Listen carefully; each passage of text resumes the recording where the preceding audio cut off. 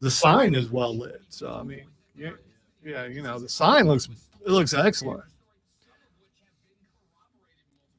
I'm a little faded compared to the sign. I'm all right with that. All right, so I'm looking at the thing and I don't see anything. Did it show up?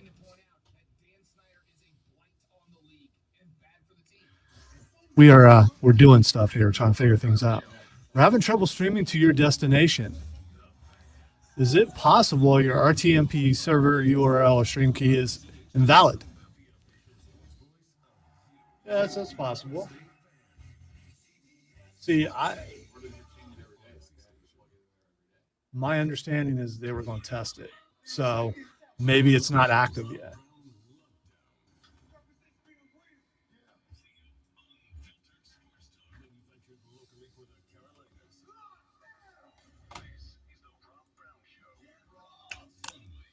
Get robbed.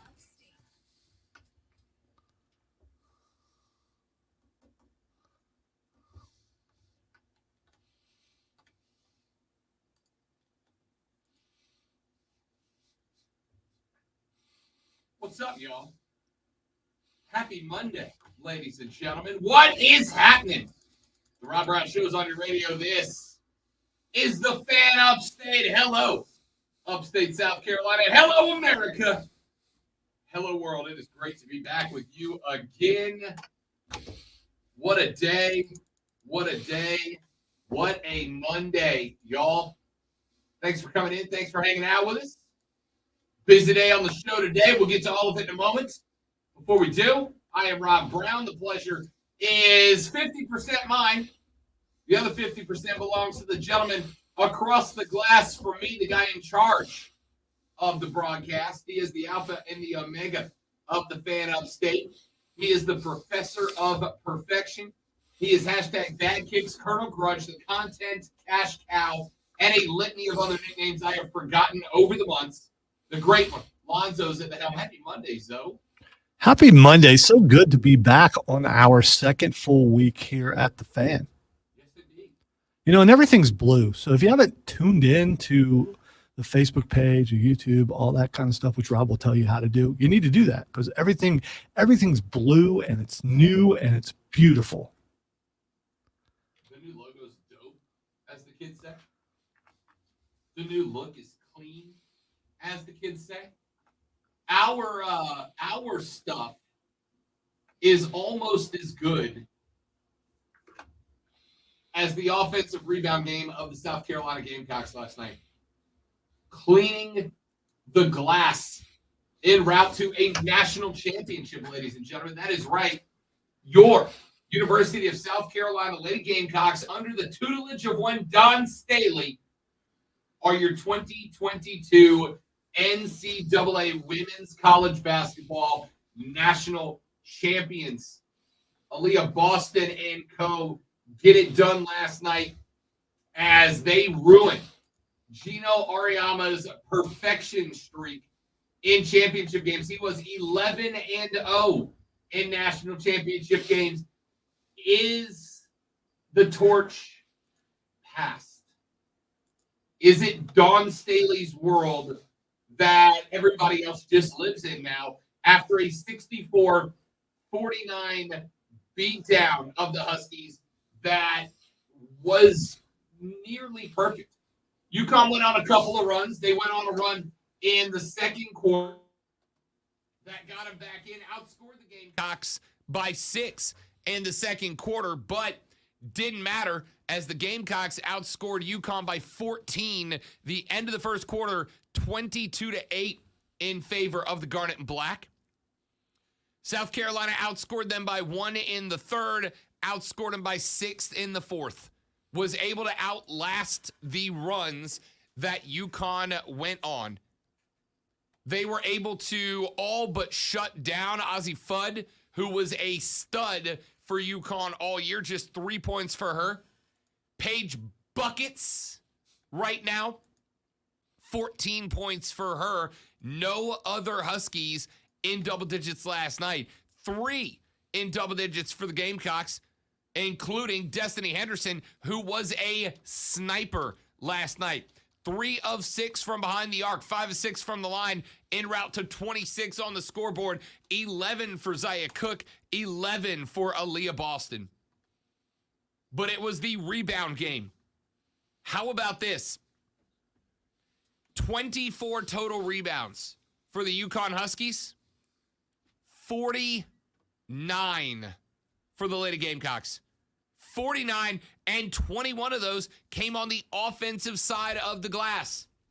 21 offensive rebounds last night for Aaliyah, for Zaya, for the rest of the bigs on this Lady Gamecock squad. Phenomenal. Phenomenal performance. I said, listen, UConn's a good team, right? UConn's a very good team. That was domination in every facet of the game. The Lady Gamecocks owned the glass. They shot more than efficiently from the field, 36.7%. What else are you looking for, right? I mean, I guess maybe a little bit better from the deep territory. 3 of 16 on the night from deep. All 3 of them hit by Destiny Henderson, who was 50% from deep. 3 of 6 on the night. 65% from the free throw line. 26 free throws attempted. 17 of them converted. Here's what's really interesting. How many free throws did UConn attempt last night to compare to the 26 of South Carolina? 4 total. Not 4 trips. 4 total free throws efforted by the UConn Huskies last night.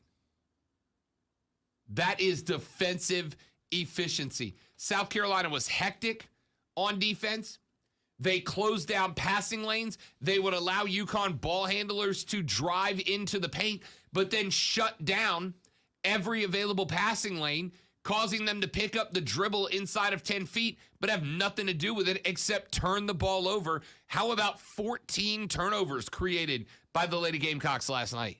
I want to say Destiny Henderson. Awesome. She Stud. was awesome. And also, you're not going to the line if you're only throwing up threes, uncontested threes, because they couldn't make the threes. UConn could not, especially later in the game when they're down by a bunch and they're trying to hit threes. But South Carolina's defense was awesome. The rebounding was awesome. Some of the calls I wasn't too happy with. I watched the second half this morning and enjoyed the entire thing, especially when you get near the end of the game and you know it's over. And every time they would show Gino, just that, he's kind of always had kind of an arrogance to him, don't you think? And it's just like, I can't believe we're losing. Yeah, he had no idea what to do. Yeah. And again, I think UConn for so long, if you were a good basketball player, you went to UConn. That's just how it worked. And there was such an air of dominance about the UConn Husky basketball program for so long that it's not that Gino's not a good coach. You don't get to build that dynasty without being a good coach. But he never had to really go out there and get into a head battle like he did last night with Don Staley. And more importantly, he never ended up in those battles where he had to get face-to-face with somebody like Don Staley and lose. I would say slow your roll on the dynasty, though. I mean, South Gino Carolina. has No. titles. I'm talking about for South Carolina. Gotcha. For UConn, for sure. Yes. Yeah. But for South Carolina, I'm excited, elated, happy. That's 2 in a short period of time. But how many do they have to win before you consider it a dynasty? 4? 5? What did Tipper Gore say about pornography? I can't define it, but I know it when I see it. Well, in this case, we know what a dynasty is. We just pointed out. we? UConn is a dynasty. Yes. But what's the number, right? Tennessee back in the day. Yeah, Pat Summitt. Yeah, so those were dynasties. What is the number? And you don't have to win it every time. You can, if you're in the Final Four, you're in the final every year, then you're on your way to being a dynasty. They've won 2. How many do they have to win? I mean, the question for me now is how many will they win, right? Now, you don't just find Aaliyah Boston's floating around, right? They're not a dime a dozen. She's special. She's special. I love that they featured her and told her story of coming from the Virgin Islands and having to effectively leave behind everything and everyone she knew to move to Massachusetts with family.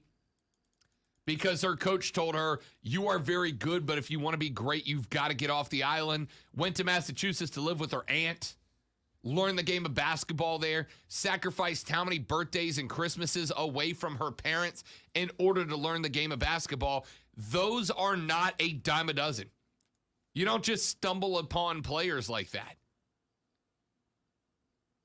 But Dawn knows how to recruit these girls, right? Dawn knows how to recruit these kids and put them together and then get the best out of them. In fact, I was sitting on the couch with the lady friend last night watching that game, and it gets to the end, and they show Dawn holding the trophy, and she's like hitting the rock with it, lean with it, doing everything but hitting the quan with the trophy. She got the mean mug going, and I looked at her, and I was like, dude, Dawn looks like she'd be fun to hang out with. Okay, right? so all those are dances, right? Yes. Okay, all right. Because I mean, there are some. Yes, Grandpa. There are some people. Well, I saw what you're talking about. Oh, so, they look good too. Yeah, but I didn't know that there were multiple dances. I kind of only noticed one. So But you went, oh, that's that. No, I said everything but hitting the I was going to quan. say, you will reach a point eventually where you won't know what that dance is. But I don't know, Alonzo. If you're looking for the definition of cool, here it is. Here it is. Anyway, Dungeons and Dragons was awesome last night. Definition of cool. Look. Dawn last night put on display why it is that kids want to play for her, right? How do you not want to play for that young lady? How do you not want to play for Dawn Staley? She is committed. She is aggressive. She is hype. We talked at length over the past week and a half about the men's game, about the coaches that are successful at the men's game. Whether it's Mike Krzyzewski, it was Roy Williams, Eric Musselman at Arkansas might be my favorite thing going right now in the college head coaching ranks, right? Who doesn't want to play for that guy? The answer is there's going to be a lot of people who don't want to play for that guy because he is intense. He is a lot. He is enthusiastic. He is over the top. And if you take an old school approach to basketball of from whistle to whistle for 40, it's 100% intensity and no room for play, Eric Musselman's not your guy. But there are other coaches like Jay Wright that are, right? When it comes to college basketball in 2022, Dawn Staley is proving again. Tradition is irrelevant. History is irrelevant. The name on the school, the name of the school on the front of the jersey, it's all irrelevant. The only thing that matters for college basketball in 2022 is the culture your head coach brings to the table. It's that simple. From this point forward, if I am in charge of hiring a head coach, if I am in charge of bringing a new guy in to lead my basketball program, it's very simple. I'm bringing in somebody that knows how to or has been around a culture building project. I'm bringing in somebody that knows how to build a culture. And you have to understand that cultures are only meant for certain people. There are only going to be certain players that want to be in Eric Musselman's culture. But he's got 3 5-stars coming in this next recruiting class. All of a sudden, Arkansas is threatening putting together one of the better recruiting classes in recent memory. Why? Because the culture that Eric Musselman has built works for those kids. Mike Krzyzewski built a culture at Duke. Most of us hated it, right? Most of us hated that attitude of arrogance out of Duke. Most of us hated that facial expression that you'd see out of Coach K when things went wrong. Most of us hated the Grayson Allens of the world that played for Duke. At the end of the day, it doesn't matter what we didn't like. It mattered that Mike Krzyzewski built a culture at Duke that attracted the greatest players. Roy Williams did it at Carolina. Jay Wright has done it at Villanova. Bill Self has done it at Kansas. These coaches that are successful build cultures within their program that the school becomes not the other way around, right? Whoever goes to Duke next has one of two options. Number one is they can try to continue the Mike Krzyzewski legacy. They can go, okay, we're going to do it the way K did it. We're going to keep Coach K's philosophy in play. And it might work. Or they can go in and go, okay, Coach K is gone. Coach K is out. Coach K is not there anymore. John Shire is going to step in, and now he gets to decide what that culture looks like. And does he do a Krzyzewski philosophy? Or does he do a John Shire philosophy? This is my culture. Culture is all that matters. That is why I'm so intrigued by the Lamont Paris hiring for the University of South Carolina. It is why, Clemson fans, let me ask you this. If I ask you to define the culture of Clemson basketball right now, could you do it? What is the culture that Brad Brownell has established at Clemson? Do you have one? I don't know if Clemson does. I don't know that there is a culture there. Lamont Paris. One of the things I'm intrigued by is that my dude was at Chattanooga for a very brief period of time. I don't know that he established a culture at Chattanooga. What I do know is that he brought in at least a few transfers, including a D1 from Kansas, that changed that program. He must have been doing something right. Can he do that at U of SC? Dawn Staley built a culture at South Carolina around the women's team. She built a culture around the women's team that took over that campus. Gino Auriemma did it at UConn. And it took something very special from another school to be able to top that. I have seen the calls for Dawn Staley to be moved into the head coaching position of the men's team at USC. A, no idea if she wants to do that. But B, why? She has established a culture for the USC women's basketball team that as of right now, nobody else in the country is matched. It's time for the men's team to do the same. And it's time for the men's team to do that at Clemson too. Build your culture, build your identity, and do it in a way that the biggest recruits go, I want to be a part of that. Kids don't go, I want to be a Gamecock. I want to be a Volunteer. I want to be a Tiger. I want to be an Eagle. They don't do that anymore. The name on the front of the shirt is largely irrelevant. And I know that bothers a lot of old school fans. I understand it. But recruiting is an international game. We went down, I don't know if you remember, we went down the roster of the Northwest Florida State College Raiders JUCO National Championship team last week, excuse me. And on that roster were names in countries like the Republic of Georgia, not the state, the country, Senegal, the Congo, right? It's an international game. I promise you the kid from the Congo didn't wake up going, I think I'm going to play basketball for Northwest Florida State College one day. No. He got a list of offers to come play college basketball in the States. He talked to them all. He visited with them all. And he went, the culture of what they're building at NWFSC is where I want to play. Kids do that D1 too.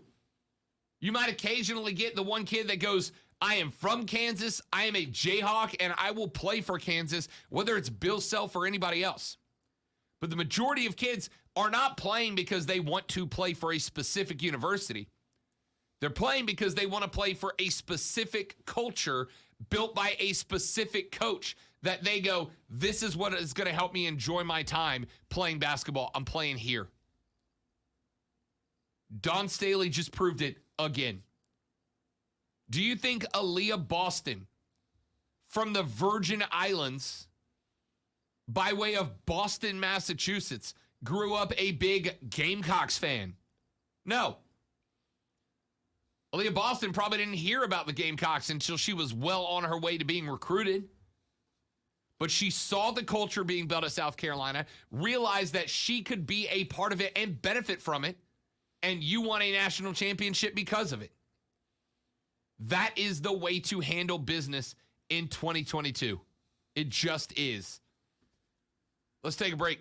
When we come back here in just a minute from right now, on Friday, we found out our U.S. World Cup draw. Even Lonzo got into it. He watched the whole thing with me. He had all kinds of questions, and it turns out I have answers. So I'll hit you with those when we come back. Can the Americans shock the world and win the group? Or are we headed towards disappointment once again? I got my preview when we come back. I'm Rob. He's Lonzo. You're listening to The Rob Brown Show. This is the Fan Upstate.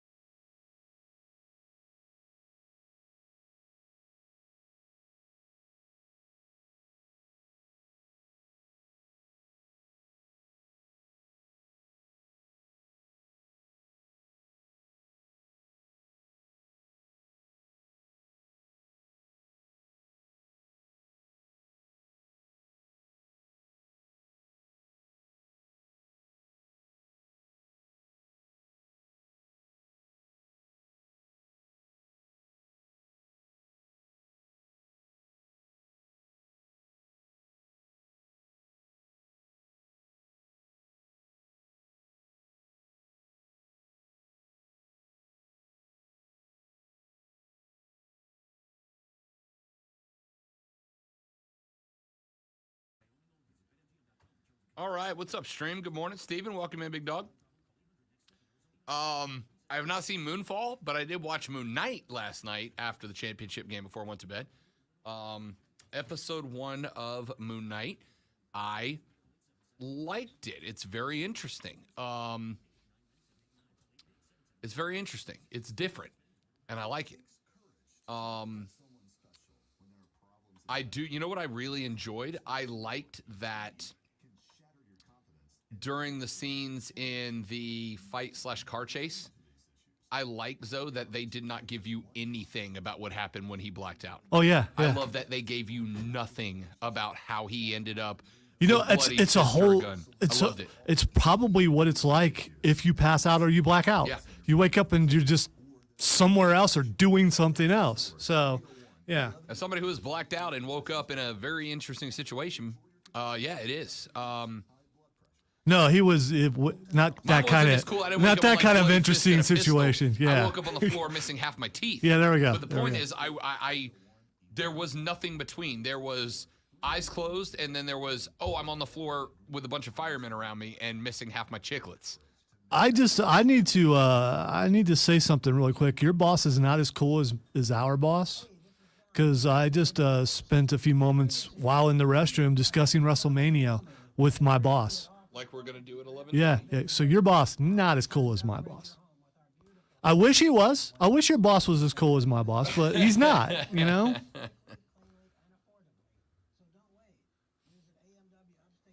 Everybody wishes their boss was as cool as our boss.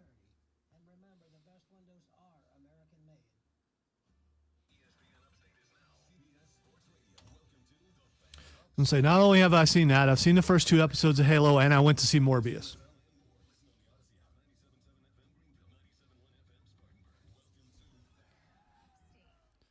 I didn't get to review it on the Pulse because I ran out of time. But, you know, getting down to our Elite 8. The video game category, you could just throw it away. I'm very unhappy with it. Handsome Jack beat Sephiroth. Never should have happened. And that little kid Nintendo game, Ganon, also won. Yeah, exactly. Because we don't Animal play. Crossing. Basically, yeah, might as well be. No Team Rocket in the bracket, eh? No.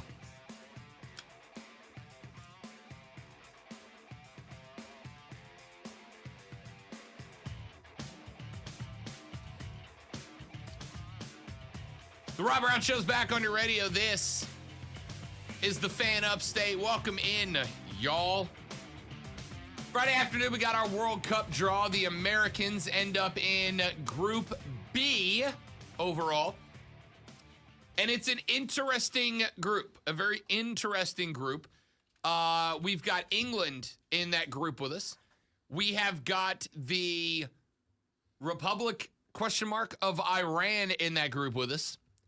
And we await the last European play-in team, which will be the winner of Wales, Scotland, and the Ukraine. Sorry, Ukraine, not the Ukraine. It's just Ukraine. Wales, Scotland, and Ukraine. The winner of that 3-team playoff will be the final team in Group 4 play or Group B play. And there have been a lot of question marks about, can the Americans make it out of that group? And the answer to me is, yeah, they can. Not only can they, but frankly, we should. All right. Every group has one powerhouse, right? There are 8 groups. And the way the groupings worked were that Qatar, the host of the World Cup, would go in as one of them, one of the top seeds. And then the other top 7 ranked FIFA teams would be spread out across the remaining 7 groups. England is the 7th ranked team in the FIFA World Rankings. And so because of that, they went in as the top of Group B.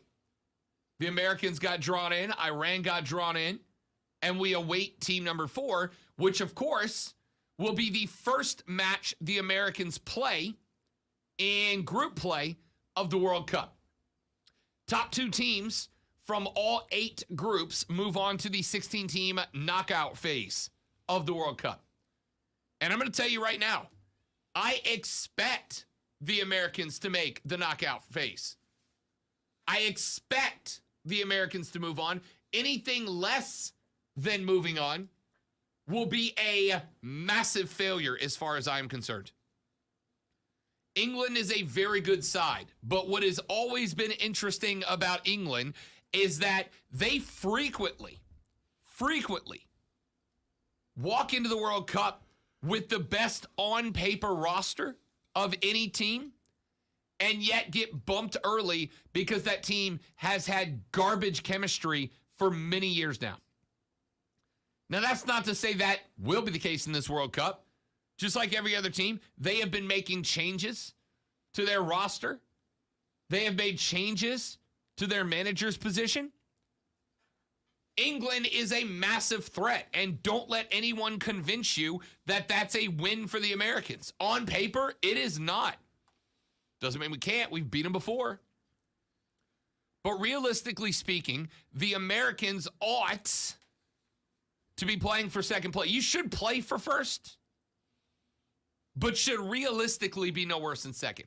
Iran's a good team, not a great team. The Iranians over the past, I want to say 2 years, have played, if I'm doing this off the top of my head, and I looked this up on Friday, so if I'm off, please forgive me. But the Iranians over the past 3 years have played 2 FIFA-ranked top 25 teams, and they are 0-2 in those matches. Now, in the grand scheme of things, that doesn't mean a whole hell of a lot, right? Soccer's weird like that. But they have played 2 FIFA top 25 ranked teams, and they are 0-2 in those 2 games. The Iranians are a team we ought to beat. Scotland, Wales, and Ukraine are interesting.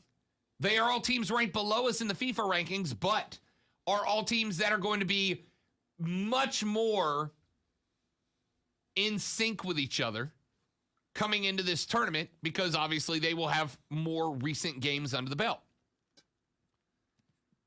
There is one team that concerns me, and it is Ukraine, if Ukraine makes it out of that group and into the World Cup. We know how big emotion is in the World Cup, right? Go back to Japan versus the United States in the Women's World Cup. Remember that massive tsunami they had in Japan? They had a huge tsunami in Japan that killed hundreds and decimated parts of the Japanese coastline. For a while, the entire world turned its relief efforts towards the coastal regions of Japan to help with that tsunami.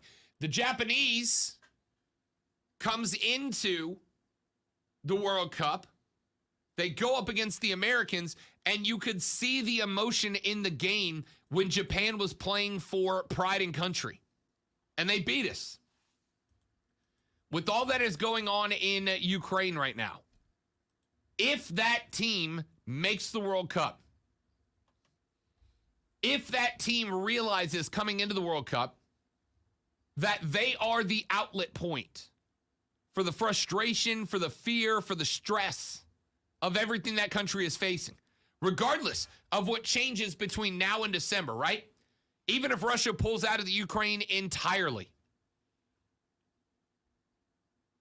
they are still going to be playing as the outlet for their country. I go back to the New Orleans Saints after Hurricane Katrina, when the Saints knew that they were playing for their city, for the release of all the stress and anxiety and sadness of that city. They went to their first NFC Championship game in 2006, and 2 seasons later, played for and won a Super Bowl. When a team knows that they are the outlet, that they are the escape from reality, for a people that are being challenged, as New Orleans was after Katrina, as Ukraine is right now because of the Russian invasion, when they know that's going on, that team becomes dangerous because they are playing more or for more than just the team. If Ukraine makes it in between those three teams that are on the bubble to be the fourth team in our group, and the Americans draw them first, that game becomes massive. You have got to put that team down and be ready to move on to the second round of Group A.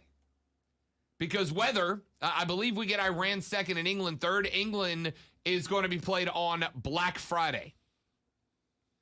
If you go in and you lose game number 1 against Ukraine and set yourself mentally up as a team that looks like the fourth best in the group, we have seen what this American team does with mentality, right?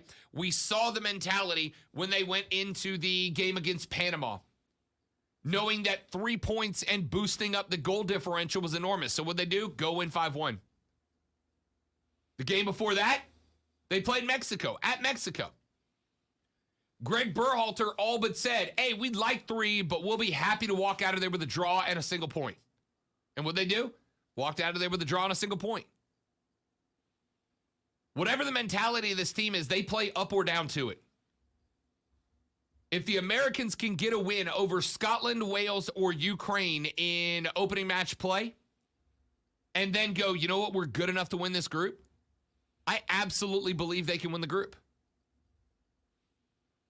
I took the bet on Friday. Betting line opened at the Americans plus 700 to win the group. And I threw a coin at it because why not, right? Why not? Weirder things are happening. We have seen England play with awful chemistry in World Cup play before. Plus 700 is a very interesting line for the Americans to shock the group and win it.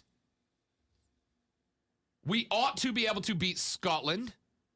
We ought to be able to beat Wales. We ought to be able to beat Ukraine, although if Ukraine is in, again, with everything Ukraine's going through, I find that one to be a very interesting trap game for the Americans.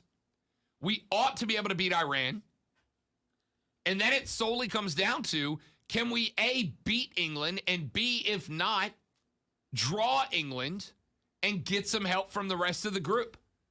Scotland is going to play with everything they've got against England. So will Wales. Can one of those two teams steal 3 points away from them and help us out with us also beating that other team? It's a possibility. I think the Americans need a couple of things. Number one, I think they need to genuinely be working on finding a number 9. They have got to find a finisher. And number 2, they've got to finish. I go back to that Mexico game in the last round of qualifying games. There were no less than 2 that need to be goals. 2 opportunities that must be in the back of the net. And the Americans did not finish. I'll go back to Costa Rica, the final qualifying game. Now, the Americans had already qualified at that point, right? Unless they lost by 6 or worse, which, no, wasn't going to happen. The Americans had effectively already qualified. Their only objective was don't let Costa Rica score 6. That game should have been 2-0 Americans at halftime. Should have been. Costa Rica's goalkeeper put on a display of excellence. If you are coaching young'uns out there, if you're coaching young'uns, I want you to go pull that qualifying match, and I want you to put eyeballs of the youngsters on that goalkeeper because he played the match of a career against us. But even when a goaltender is having the match of a career, when you have opportunities like the Americans did off of set pieces, you have to put them in the back of the net. If between now and November, which, by the way, the Americans are getting 2 or 3 starters back from injury by then, should be in good form because remember, the International World Cup break starts about 2 weeks before the kick of the World Cup, which means that almost every international player is going to have 2 weeks to go from club form to country form. If the Americans between now and then, with a couple of friendlies and a World Cup send-off tour, can find a number 9, a true number 9, and can start finishing opportunities, the Americans absolutely can win the group. But I think the reality is we walk out of there second in the group, which is fine by me. Fine by me. And you hope you get paired out with some Cinderella team that won their group and should not be in the knockout phase in round number 2. That's the hope. Long shot. But to answer the question, I think this team is absolutely good enough to get out of the group. Win it? Question mark. I put coin on it because, again, long shot, but maybe. But they are absolutely good enough to get out of the group if they find a true 9 and if they start finishing opportunities. Let's take a break. When we come back here in just a minute from right now, the Lady Gamecocks win the national championship game last night. And there are lessons that can be learned from Don Staley's team. I'll tell you what those are coming up later in the show. Kareem the Dream Abdul-Jabbar layeth the smacketh down on LeBron James. Does he have a point? I will talk about that. Tiger hints at a possible run in the Masters this weekend. Will we see El Tigre? We'll break that down. UNC versus Kansas. We'll break down that game. And coming up at 11:20, Lonzo and I run over our WrestleMania 38 results. Turned out to be a better show than I thought it was going to be. It really did. All of that more coming up on the Rob Brown Show. This is the Fan Upstate.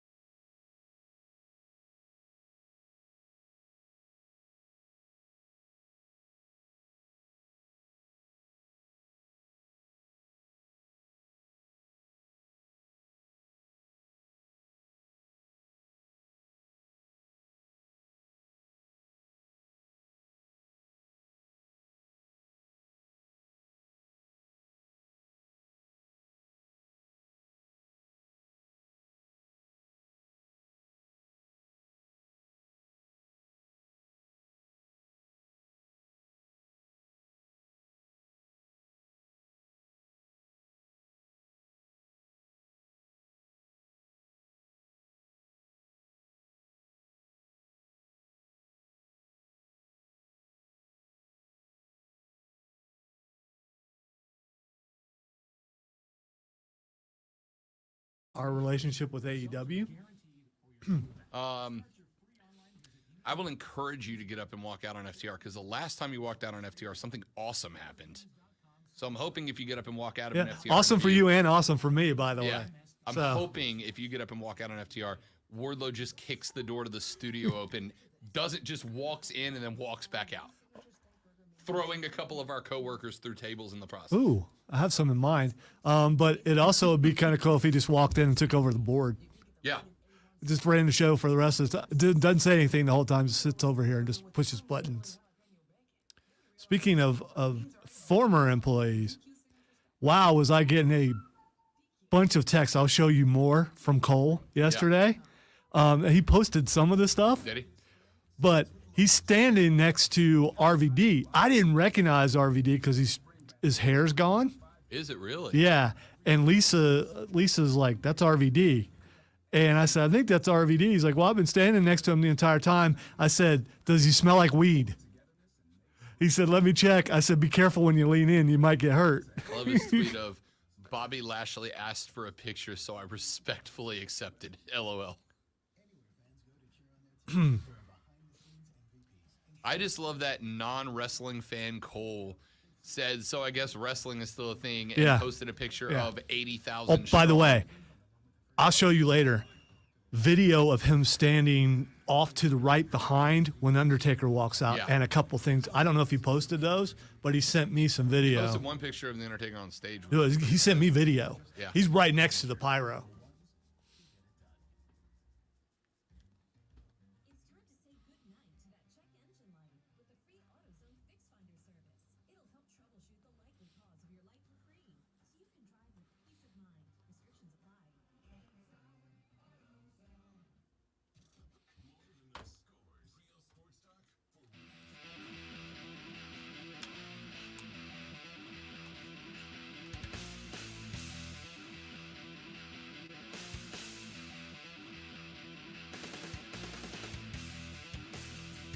The Rob Brown Show is on your radio. This is the Fan Upstate. Rob, Lonzo, you. Be a part of the show. The phone line is open at 844-FAN-PHONE, FANFONE, 844-326-3663, 844-326-3663.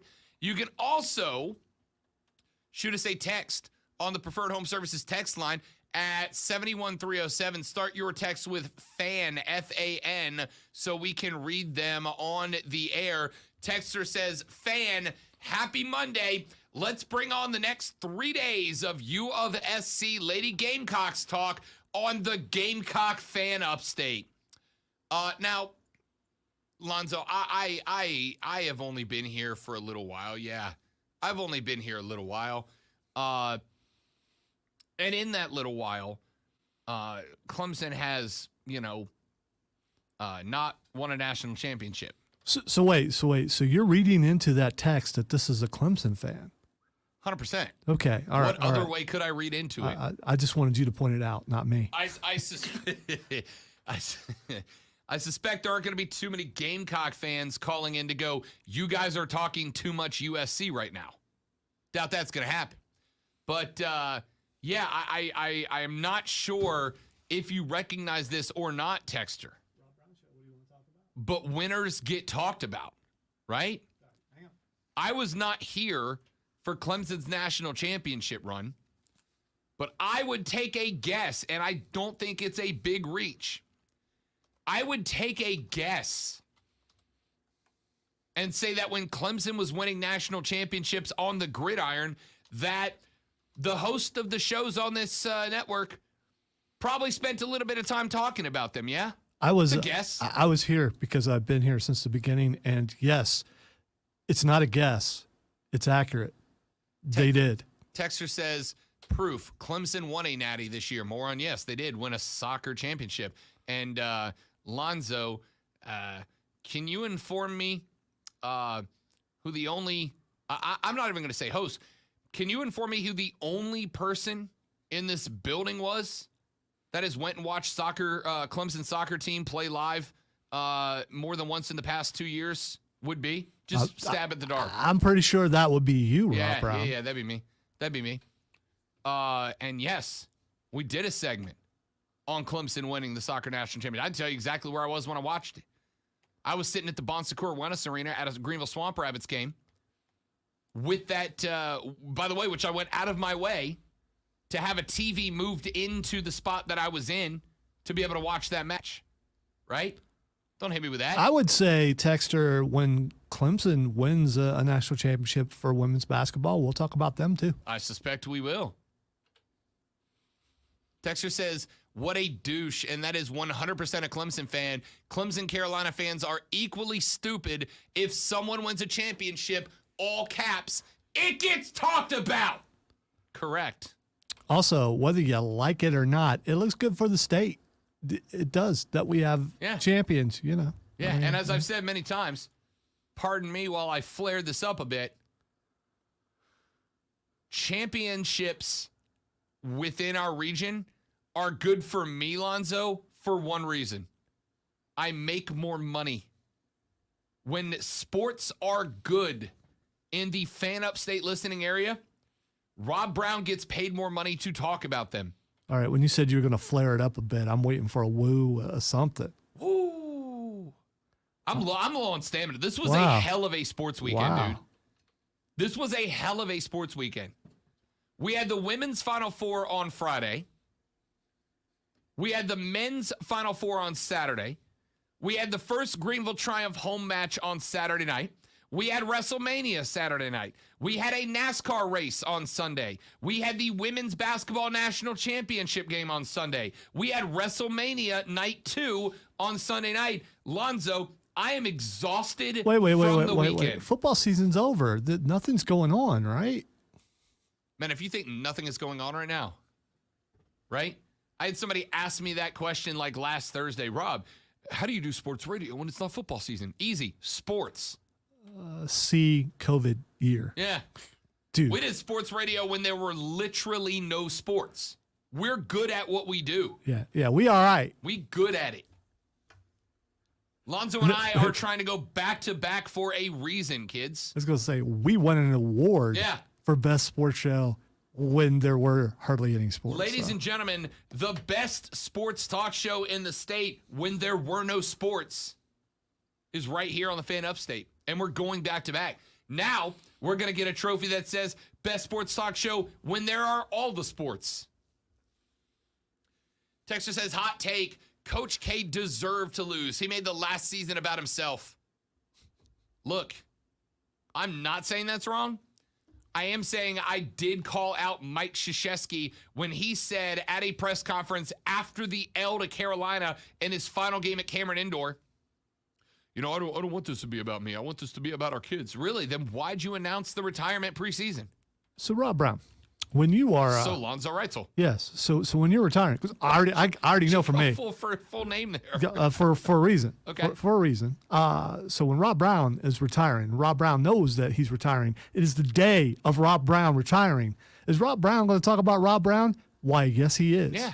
Why, yes, he is. Yeah, but you know what I don't have to say it about me because it's obvious I'm going to talk about me. So, I mean, you know. You know what I'm not going to do? I'm not going to go for a week and a half about how next Friday is my last show. Next Friday, I'm out calling it a career for 2 weeks parade that it's my last show, and then wake up and open the mic by going, ladies and gentlemen, I don't want this to be about me. I want it to be about Lonzo. No, I don't. I want it to be about me.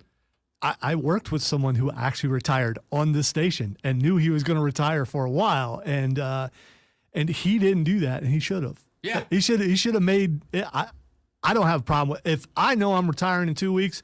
You're going to be hearing a lot about me because you're not going to hear me anymore. Listen, I have many times done my last show without knowing it's my last show, right? Like 3 times I've done my last show without knowing it was my last show. If I know it's my last show, oh yeah, it's all about me, RB3. You better believe it. The catchphrase is ready, all right? Texter says, I would literally pay you extra money to not talk about Clemson at all. I doubt you're going to pay me what they do. You show up with a check that outranks what our sponsors give me to talk about Clemson, you got yourself a deal. Texter says, Greenville Drive opening day on Friday. Yeah. And then on the 10th, it's doggy day at the park. You better believe I'm there. And finally, Rob, dude, I never said anything about the coverage of the Gamecocks. Very happy for them. Only the length of time you will spend talking about them. A championship? Yeah, that gets some time in the sun. Back after this, the Rob Brown Show is on the Fan Upstate. I am mildly irritable this morning, and I don't know why. I mean, I do. I'm exhausted because this weekend kicked my rear. I want to sing a song now, Mr. Shun, Shun, Mr. Golden Shun. Yeah, I know. I caught that. You gotta be kidding me, Robert. It's the simplest word in the English language, and you can't even say that properly. Cool.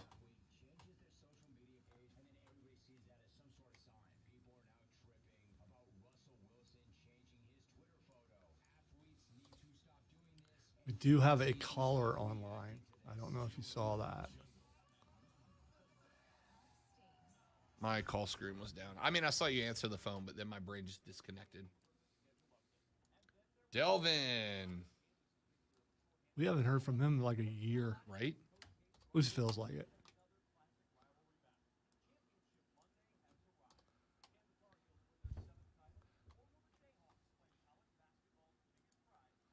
All right, let's see. So funny, all these supposed non-wrestling fans, and there were a ton of people talking WrestleMania last night. Oh, my Twitter feed was... Including PMP. So I don't know if it was Rashad or Oh, yeah, it Rashad wasn't was there, Rashad. yeah. Okay. All right, let's see. Being that I own my business, I will let you guys tell my boss, aka my wife, she's not as cool as your boss. Does your wife let you take time off the clock to talk wrestling? If she's listening right now, she's absolutely a cooler boss than our boss. And, I don't know if she is or not. Oh, I've she never met is. There's no doubt she's a cooler boss than our boss. Our boss is number 2 compared to your boss. Steven, does your wife let you talk wrestling off the clock? Or I should say on the clock? The answer is yes, she's in competition. If not, then no. Keegan says, my favorite 3 matches. By the way, Keegan was texting me about WrestleMania all weekend, and I loved it. 3 favorite matches of WrestleMania: Cody v. Seth, 2 Pat McAfee versus Austin Theory, and 3 Stone Cold versus KO. All 3 matches featuring either a surprise or a celebrity. And by the way, may I just say, for perpetuity, and so that it is known that Rob Brown, while a hater, gives it where it's due. Purple what? Logan Paul was pretty good. He wasn't bad. He was pretty good. And the end was nice too. Good. Yeah. I mean, he's not as good as some of the other celebrities, but he's not as bad. I disagree. I can't think of a celebrity that he was better than Bad Bunny. Was he? He was better than Bad Bunny. Not And better Bad than Bunny was McAfee. good. But I mean, both I those think he was guys. a better wrestler than McAfee. McAfee's more entertaining, but he was a better wrestler than McAfee. And I love McAfee. Well, whether you like Logan Paul or not, he's kind of an athlete right now. Yeah, so. and I mean, the dude has made a career out of getting heat and playing a bad guy. It makes sense. I also want to say, being 5th in the state championships in Ohio, that's a pretty big deal because yeah. wrestling, amateur wrestling, pretty big deal in Ohio and Iowa and in states like that. So. Skrilla, welcome in, fella. Good to have you, buddy. And Keegan says, hot take, Moon Knight is going to be the best Marvel show. It might be to me. I loved it. I loved that they kept it. I love that they kept the mystery of what happened alive, and just the reveal of Moon Knight at the end was fantastic. Yeah, it was. It was fantastic. The costume is pretty cool. Yeah. It was a little questionable on the CGI of it when they showed him from a distance, but when they turned up into him, it was like, yo, that's cool. And his boss, I can't wait for something to happen to her, and nothing will. It'll be one of those where you kind of like in a horror film, you're waiting for that person to be, nothing will happen. Or maybe he'll start getting actual confidence in his, real life and stand up to her. We'll see.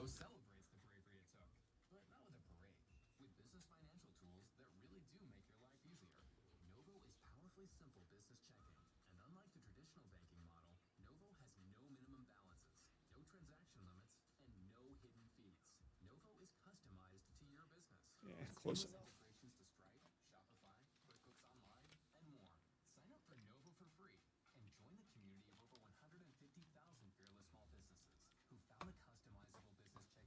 enough. Good point, Steven. Very good point.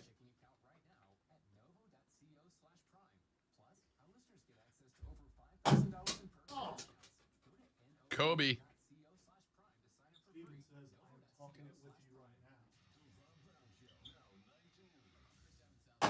There it is.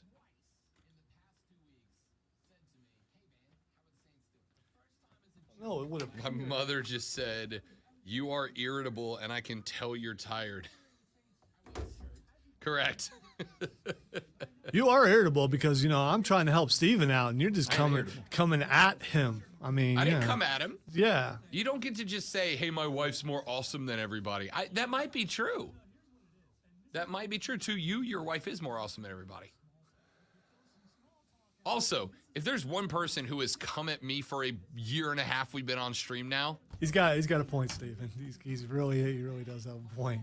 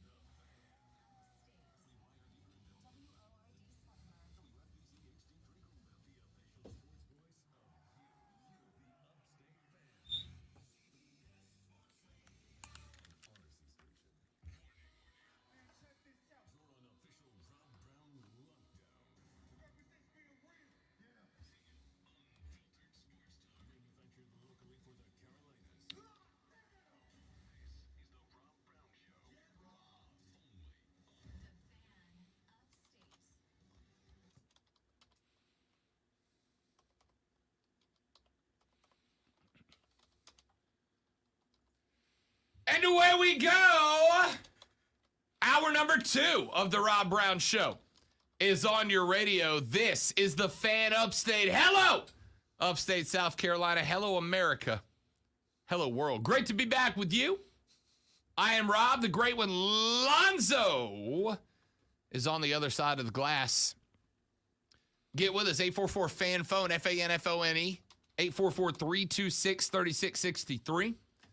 Can also text us on the Preferred Home Services text line at 71307. Start your text with FAN, F-A-N. We will read them on the air. You can tweet both Lonzo, me, and everybody here at the station. My Twitter handle, at The Rob Brown Show, at The Rob Brown Show. Lonzo's Twitter handle, at Lonzo on Word, L-O-N-Z-O on W-O-R-D. And you can tweet us all at The Fan Upstate on Twitter. Get at us on Facebook as well at facebook.com/TheFanUpstate. And if you go to facebook.com/TheFanUpstate or search The Rob Brown Show on YouTube, you can watch the show live. Lonzo and I have made a TV show out of it, ladies and gentlemen. You're welcome.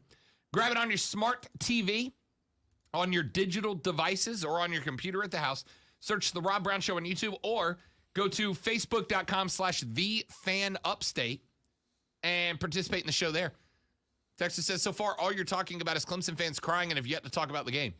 I mean, only if you didn't listen to the first, Lonzo? 19 minutes of the show or so? Yeah, we started the show off breaking everything down. So, yeah. I mean, where were you, Texter? I only spent 1/3 of the time I've been on air talking about the game, but that's cool. Texas says, WrestleMania was the best thing this weekend. Argue with your mother. What? My mom doesn't watch wrestling, so I can't argue with her. I'm going to say this, and we're going to do a WrestleMania breakdown coming up in just a touch over an hour and 18 minutes or so. But, Lonzo, it was better than I thought it was going to be. You have a lot of negativity that you push towards the WWE. So the fact that you're saying that with a smile on your face means it's even better than what you thought it was. It was good. It was good. I didn't expect much. Now there were some throwaways. I didn't need Sheamus and Ridge Holland, right? There's nothing for me there. Yeah, but you got to see Butch. And how hard it is to hold him back. Yeah. Like that little yappy dog. Coming up at 11:20, we'll have a full WrestleMania breakdown. Our buddy Travis in the chat said his kid Tristan ends every show by repeating, "What's up, brother?" or "Later, brother," with me.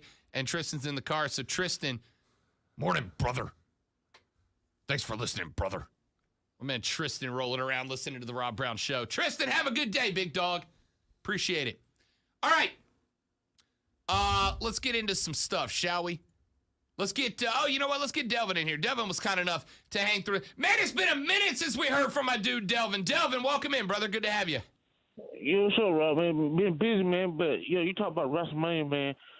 guys, he had his first match in 19 years and looked good doing it, man. Took a bump on the concrete, Stone Cold. Stone Cold looked great. And not only did he do it, but then on day 2, we got one more throwback to the golden days with Stone Cold staring down Vince and giving him one last stunner. And people were if you want to call it that, but somebody texted me and was like, "Ooh, that didn't look good from Vince." And I'm like, "Dude is 78 years old, right? Like, if it's 78 years old, I am capable of climbing 3 stairs. I'll be happy." And Vince is in there punting footballs into Pat McAfee's ribs and taking stunners from Steve Austin. I'd say, all hatred of VKM aside, if I'm doing any of that at 78, Delvin, I did okay. Yeah, and man, Alonzo, what about that RKO from Riddle to Montez Ford? He did it better than Randy Orton. Yeah. Oh, yeah. Riddle's getting even better with that stuff, and he's not my favorite wrestler, but he's my top 3, just from character and from ability, because he's getting better. And I think the fact that he spent time with Randy Orton, he's learning from him, and who knows what he's going to be in the future when they break up. We know it's going to happen, but I love Riddle. And I will show you with this. I think it would be Riddle who turned on Orton instead of Orton turned on Riddle. Listen, you guys are burying the lead of WrestleMania here. All right. The greatest moment of WrestleMania, hands down, was Wee Man body slamming Sami Zayn. That's it. Rob. No, that wasn't the best moment. It was the mousetrap, man. The mousetrap at the end. That was the best moment. Not mad at that either. Except it failed a little bit, but other than that, yeah. I was telling my family, because I haven't watched any of those shows with Knoxville and those guys, but I've seen enough clips to know that somebody was missing, and we know that we've had Little People's Court underneath that ring before, knew he was under there somewhere, knew he was coming out eventually, and he put the beating on Sami Zayn before he slammed him. That was great. Yeah, man, but it was a very two nights. I enjoyed it, man. I mean, even Pat McAfee got a victory last night. I was shocked by that. I thought they were going to put Austin Theory over. McAfee looked good in there, man. McAfee looked good. Delvin, appreciate it, buddy. Good to talk to you. Stay tuned. Coming up in just a little over an hour, we'll have our full WrestleMania breakdown. That's going to be in just a touch over an hour. Can't wait for that. But got a couple more things that I wanted to get to on the show today.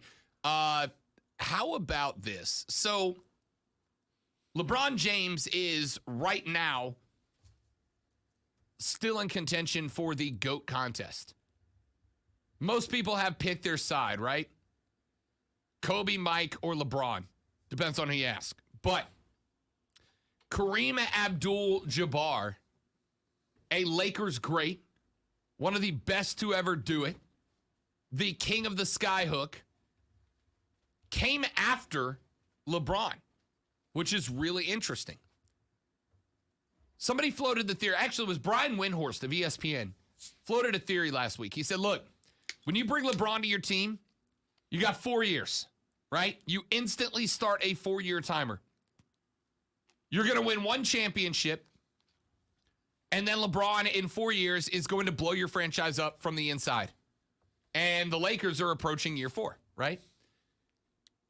Kareem the Dream Abdul-Jabbar has openly and publicly now criticized LeBron James, saying that the Lakers star has a great responsibility based on who he is, and that, quote, some of the things he's done and said are really beneath him as far as I can see. Some of the great things that he's done, he's standing on both sides of the fence almost, It makes it hard for me to accept that when he's committed himself to a different take on everything, it's hard to figure out where he's standing. You've got to check him out every time, end quote. He went on, and this was before Abdul-Jabbar presented Carmelo Anthony with the Kareem Abdul-Jabbar Trophy to honor Carmelo as the NBA's social justice champion for the 2020-21 season, after James celebrated a late Game 3 in an OT win against the Pacers by mimicking the dance that former NBA All-Star Sam Cassell made popular.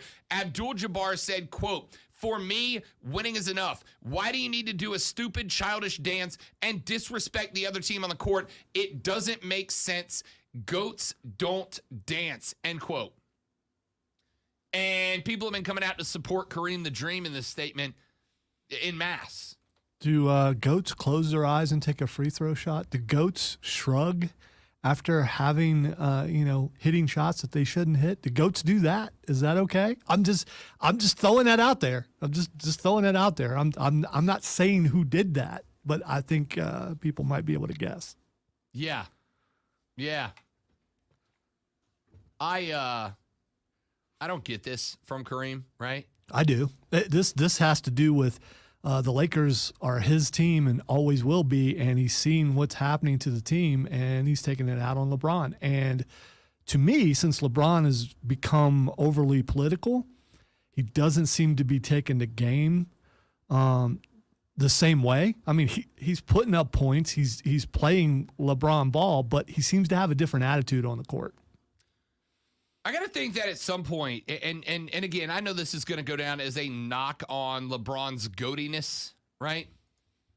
I got to think at some point that if you're LeBron and this team is struggling the way it's struggling, you can't count on Anthony Davis to be healthy for more than a couple of weeks at a time, right? You're effectively being asked to do this. Scratch that. As a Braun guy, let me partially put this on Braun, right? The La GM jokes have been flying around on Twitter for years, and they're absolutely fair.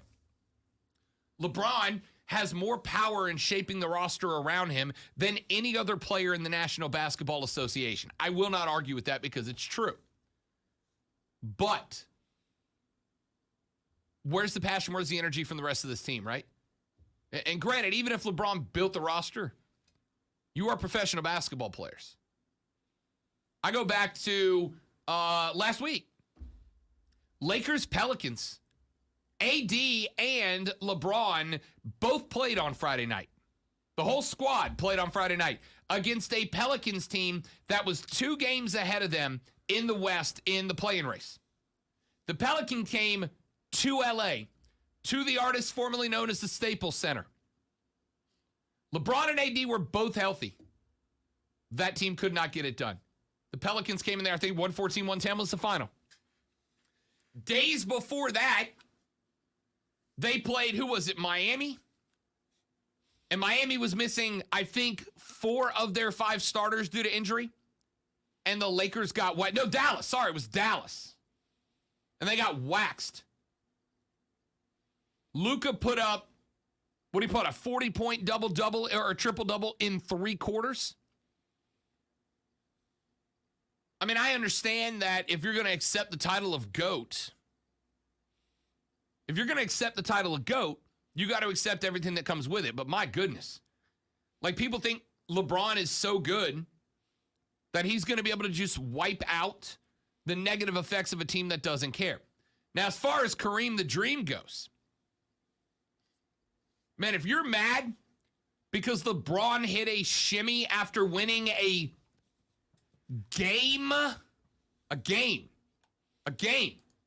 child's game, right? And look, we have expectations out of our teams. I have expectations out of the teams that I pay money to be a fan of every year. We all have expectations of the teams that we are fans of, and I get it. And the expectations of the Lakers are better than miss the playoffs. Not don't get a 1 seed, but miss the playoffs. Because at this point, as of right now, it looks like they will. The Lakers have, 7 games left? And I think they're favored to win in 1 of them. With AD and LeBron both healthy. Favored to win in 1 of them. But my goodness, getting mad at a guy for hitting a shimmy after a game-winning 3. Yikes. This is the kind of stuffy old fans that I just don't like. I just don't like. But again, if his criticism was consistent, if he had, and I don't know that he hasn't, but I don't recall ever hearing about him saying the same thing about Michael Jordan or about other players. And maybe he has. because Jordan pretty famous for doing some of the things that I mentioned earlier. Yeah. That showdown with Spike Lee will live on forever, right? I mean, Kobe was on the court. Kobe was a Class A boat bag, right? Doesn't mean you don't respect him as a player. But on the court, just about everybody who's ever talked about going face-to-face with Kobe, Kobe was a Class A boat bag to play against. Yeah, and when Shaq was with the Lakers, I'm sure he never showboated one time because that's not a guy that's known for doing such a thing. Shaq's entire slam dunk routine ended in a shimmy before he hit the ground, right? It's like we celebrate those guys unless it's Braun, right? Dame Lillard, whose Portland Trailblazers are so bad that they traded away their best players not named Damian Lillard, is celebrated every time he points to his wrist after a big three because it's Dame time. But for some reason, LeBron's the bad guy because he drops the Eddie Guerrero shimmy after knocking down a three, right? There are plenty of Luka and Boban come out and do a little dance together before every game as their good luck superstition. But Braun's the bad guy because he did it when he hit a three. Listen, I got no problem. I got zero problem with you if you celebrate playing basketball. And I got zero problem with you if you criticize people that dance and have a good time when they're playing basketball. As long as you do it consistently. And as Zoe pointed out a second ago, in this case, LeBron is the face of the LA Lakers. Kareem is a former face of the LA Lakers. And Kareem has a vision about how Lakers basketball is supposed to look. And in that moment, LeBron did not live up to what Kareem's expectations of LA basketball are supposed to be. But last time I saw Kareem wearing a Lakers uniform, he was being carried off of a plane after choosing the fish, I believe. That was a bad look for the Lakers. Yeah, right. Why do you eat a bad meal when you're a player, Kareem? The Lakers deserve better out of you, Kareem. Yeah, your depiction of yourself in Airplane was what a reference. It was high class, of course. Yeah, Kareem, how can you convince me that you are taking basketball seriously when you're starring in movies with Leslie Nielsen? Clearly, you're not taking yourself seriously enough. And they're playing a game. Again, the criticism is fine if you're consistent in the criticism, right?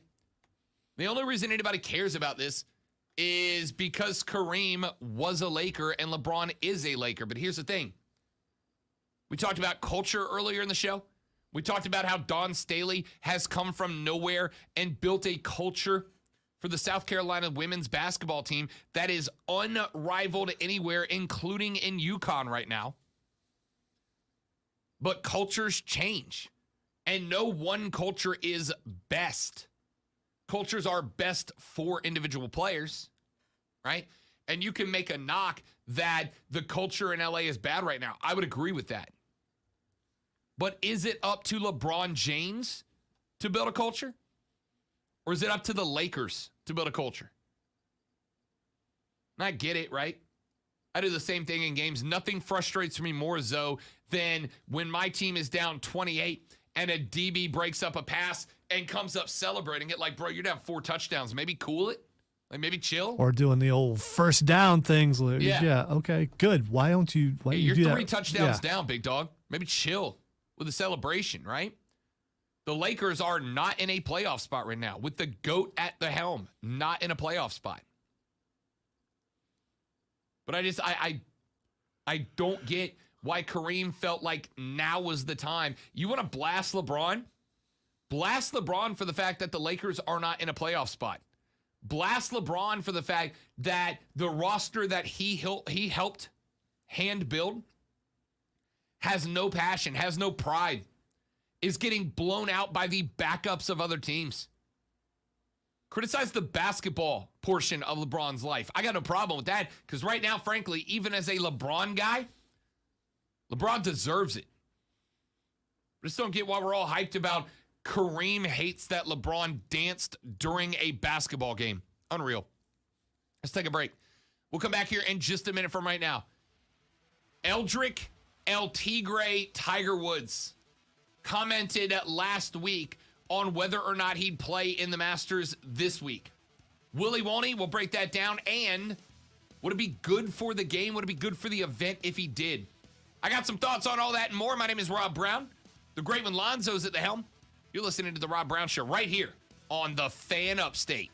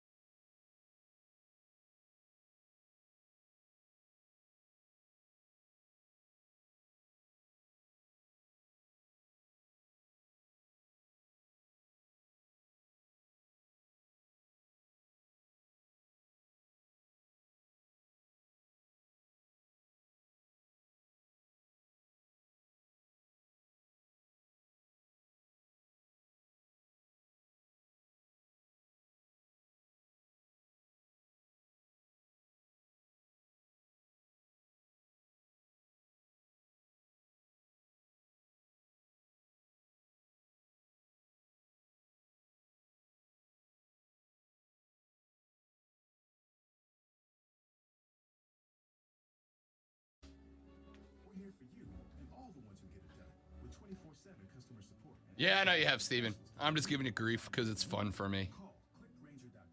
You know you're a P1.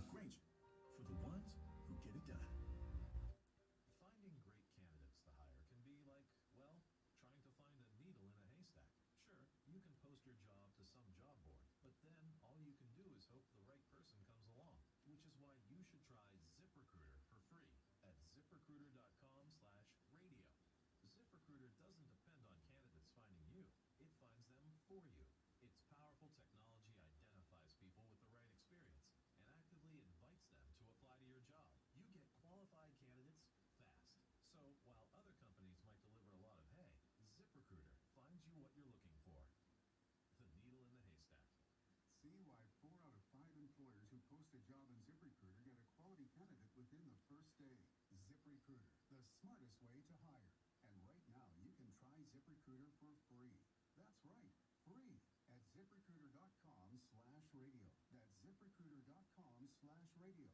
ZipRecruiter.com/radio. Pre-spring in South Carolina means using the AC during the day and the heater at night. When your HVAC unit stops working, you need a company you can trust. Priority Heating and Air HVAC specialist will give your system a thorough checkup. And if you need a new unit, Priority Heating and Air is a proud distributor of the Coleman line of HVAC systems. So keep your family or business comfortable and give Priority Heating and Air a call today at 591-1847 or find them online. PriorityHeatingandAirHVAC.com.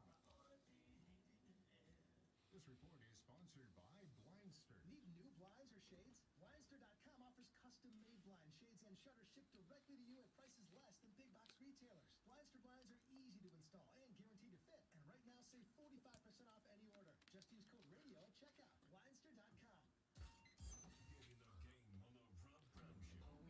Get in the game on the Rob Brown Show.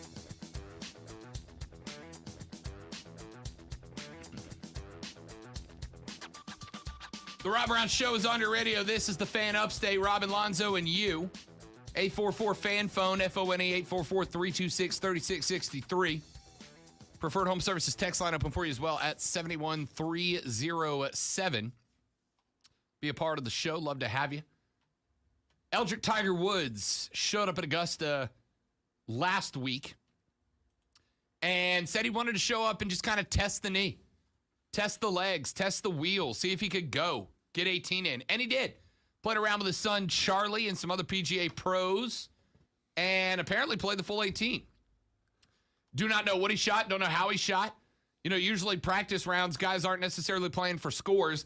They're out there working on scenarios and exploring the golf course and getting familiar with it and working on specific shots that might come into play during a round of competitive golf. But El Tigre got asked, do you feel up to and are you going to play at the Masters? And Tiger said it was a, quote, game time decision, end quote, whether or not he would play. I asked you guys last week, and you answered en masse. I asked you guys last week, are you pulling for Tiger Woods to play? Not necessarily be competitive. I don't think many of us think that he's going to be competitive if he plays. Guy might have rehabbed as well as anybody else, but at the end of the day, Tiger was next to never being able to walk again, right? There was a point where the question was not, will Tiger ever play competitively again? There was a point where we were asking, will Tiger be able to walk? And dude went out to Augusta and got 18 in the other day. So yeah, is the answer.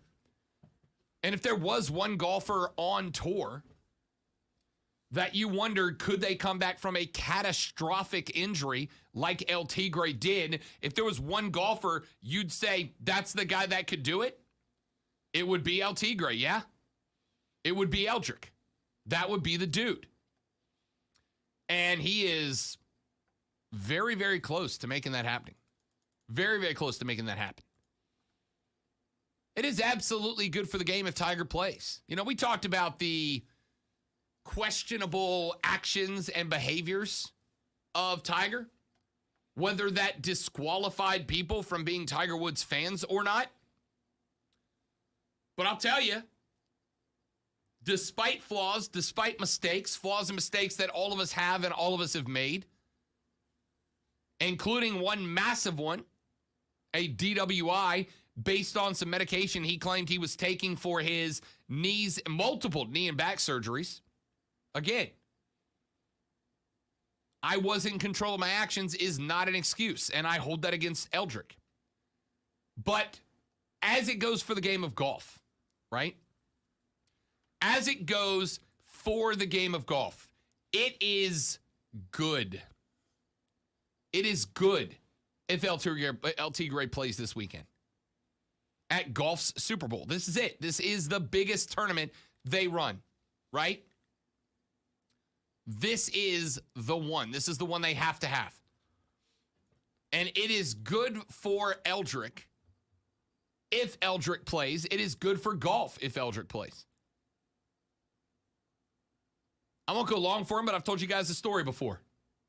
As the 1%er that I am, I grew up on a golf course, and for years, my lunch break was hauling the sticks out to the city muni and hitting a bucket of balls on my lunch break. I did that through high school. I did that pretty much until I got to the point where it wasn't feasible anymore. And when Tiger was at his prime, my dude made golf one of the most successful video game franchises of all time. Lonzo, how many guys do you know? And I know there's a few of us, but how many guys do you know that are big into gaming and also golf? 2. Yeah, and I'm one of them, Yeah. right? And I'm one of them. And I'm considering Diesel the other one. Yeah. Although I don't know if he's not a big of a gamer No. as he is a golfer, Yeah. but still. Yet Tiger Woods turned golf into one of the most successful video game franchises of all time just by being him. I used to go out to the city muni at lunch and hit a range ball bucket on lunch break. And I watched as the range at lunchtime went from a bunch of stuffy old retired white dudes to kids of all ages, backgrounds, and races out there learning how to play the game of golf because Tiger made it cool. Tiger won the Masters last time he went out, right? And golf became the most talked about sporting event of that, fall. But the Masters was the most talked about sporting event for a hot minute because Tiger came back and Tiger won the damn thing. We have talked about baseball. We have talked about basketball. We have talked about soccer. We have talked about tennis. We have talked about NASCAR, and we have talked about golf. How is it that these sports, at a point in time where the attention span of the average American has gone down because there is so much content available from so many places, how can these sports stay viable? How can these sports that, frankly, let's call it what it is, have a very niche audience, grow that audience? I've given you guys a few suggestions, right? We talked baseball with the Home Run Derby X concept, which I'm in love with. It is a short form competition that can be easily digested on any platform. You can watch it on social media. You can watch it on Twitch. You can watch it on TV. NASCAR has started to throw experimental stuff into their regular season. We watched the Clash at the Coliseum, where us college football fans tuned in to see one of college football's greatest institutions turn into a NASCAR track. And we watched Atlanta go, our racetrack's boring. How do we increase that? Well, let's make it a mini super speedway. Let's up the speed. Let's up the danger. How do we make Bristol more attractive than the demolition derby it already is? Easy. Let's put the boys on dirt. Let's let them slide a little bit, right? Do different stuff, do new stuff, do weird stuff. Make it to where it's digestible and exciting. Golf had that happen for them with Tiger because you had a young, good-looking minority golfer from a background with his parents that a lot of us understood, had $1 billion smile. I've said this about Tiger for years. When Tiger was at his prime, do you know what what made Tiger great?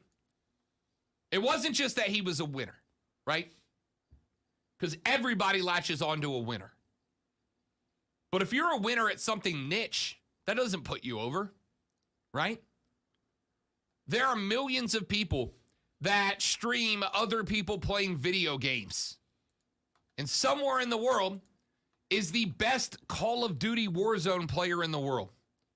And I'm sure that guy gets, or gal, gets more people streaming them playing Call of Duty Warzone than any other player on the planet. But it doesn't mean that Rob Brown, casual gamer, knows who the #1 world-ranked Warzone player is. Golf's in that same boat, right? You might know who Tiger is, but didn't watch him play. What made Tiger successful was not just that he was a great golfer. What made Tiger Woods successful was because when you watch Tiger Woods on TV, he was a lump of moldable clay. What I mean by that is you could make Tiger, you could view Tiger as whatever you wanted him to be, right? My mom, who watches sports, primarily football, could look at Tiger and see a young, good-looking, genuine, polite young man who had a great relationship with his mom and dad and always hugged them first after he won tournaments. My dad could see a guy that attacked the game of golf the way that Jack and Arnie did back in his day. A guy that looked and saw the game of golf in a different way than anybody else. I, a young, formidable man, when Tiger was in his prime, could look at Tiger and see somebody who was just cool, man. Right? $billion smile. Young, fresh, had a look, had a vibe, had an intensity about him that nobody else had in the game. When he was not on a golf course, he turned his hat backwards and rocked the Nike swag. Everybody could see whatever they wanted to see in Tiger Woods and get that from Tiger, and it drew you to him. And then you went, oh, hey, man, golf's kind of fun. Golf's kind of fun when Tiger's playing. So, of course, it's better if Tiger plays, because now we all had, for a number of years, that moldable Tiger Woods that made us love him in his prime. And now we see a guy who is flawed in his life, who has made mistakes away from the golf course, many of which nearly cost him his career. Then he gets into an unfortunate accident where not only do we know if he'll never play competitively again, we don't know if he'll ever be able to walk a course with his kids, right? Do you imagine, after all Tiger Woods did for the game, for Tiger not to be able to play golf with his kids while they're growing up? Now, despite mistakes, there's a sympathetic figure in Tiger Woods on the golf course. And yes, of course, the Masters and the game of golf will benefit from that if he is successful. I'm not saying competitive. I don't think Tiger's going to be competitive. Hell, I don't think Tiger makes the cut on Sunday if he plays. But if we get a Thursday and a Friday round of the Masters where Eldrick Tiger Woods, El Tigre, is walking the course, that's a great story. And it's a story people are going to tune in to see. And it's a story that people are going to want to watch play out, even if it's only for 2 or 3 days. It is good if he plays. And if he can play, I'd advise him to do it. Don't do it at the risk of your long-term health. But if you can even just go out there on Thursday and turn in 1 round, the eyeballs on the Masters increase exponentially. And if even 1 or 2% of those people go, you know what? Tiger's not in it, but I put in 1 day. Let me watch another couple of days of this tournament, see what it's all about. Golf grows. And that is the biggest thing that sport can have happen for it right now. If you can go, Eldrick, even if it's for a single round, do it. It will be good for you. It will be good for the game of golf. And considering all you've been through and the fact that golf has repeatedly welcomed you back despite mistakes off of the course, seems like it'd be a good thing for you to give back. And all you got to do is show up and play a round or 2. Let's take a break. We'll come back here in just a minute from right now. We got to start looking forward to UNC Kansas. But before we do, what do you say we take a look at our draft brackets I'll see who's at the top of our bracket ratings here on the Rob Brown Show Bracket Challenge. Does anybody have Carolina or Kansas that might make a surprise jump and win this thing? Take a look at that next. I'm Rob. He's Lonzo. You're listening to the Star Award-winning Rob Brown Show right here on the Fan Upstate. Charisma.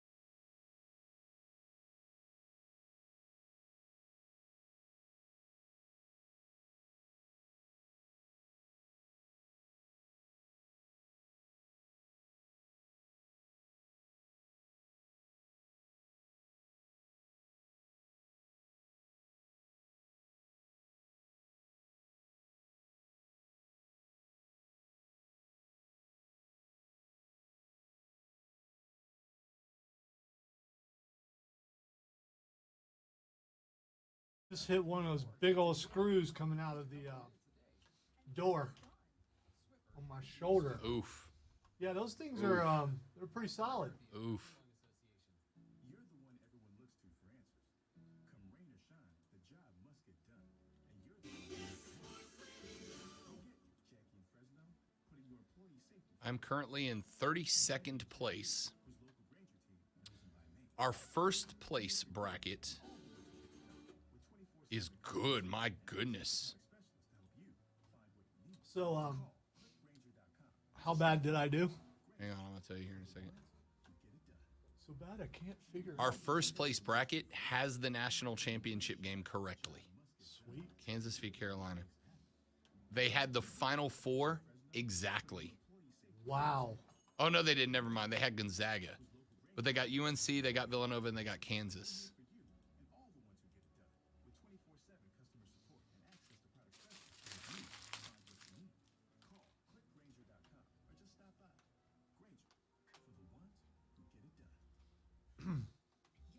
Please tell me I'm in last place. Because I want to be. The fact that you can't find me. Look for thee.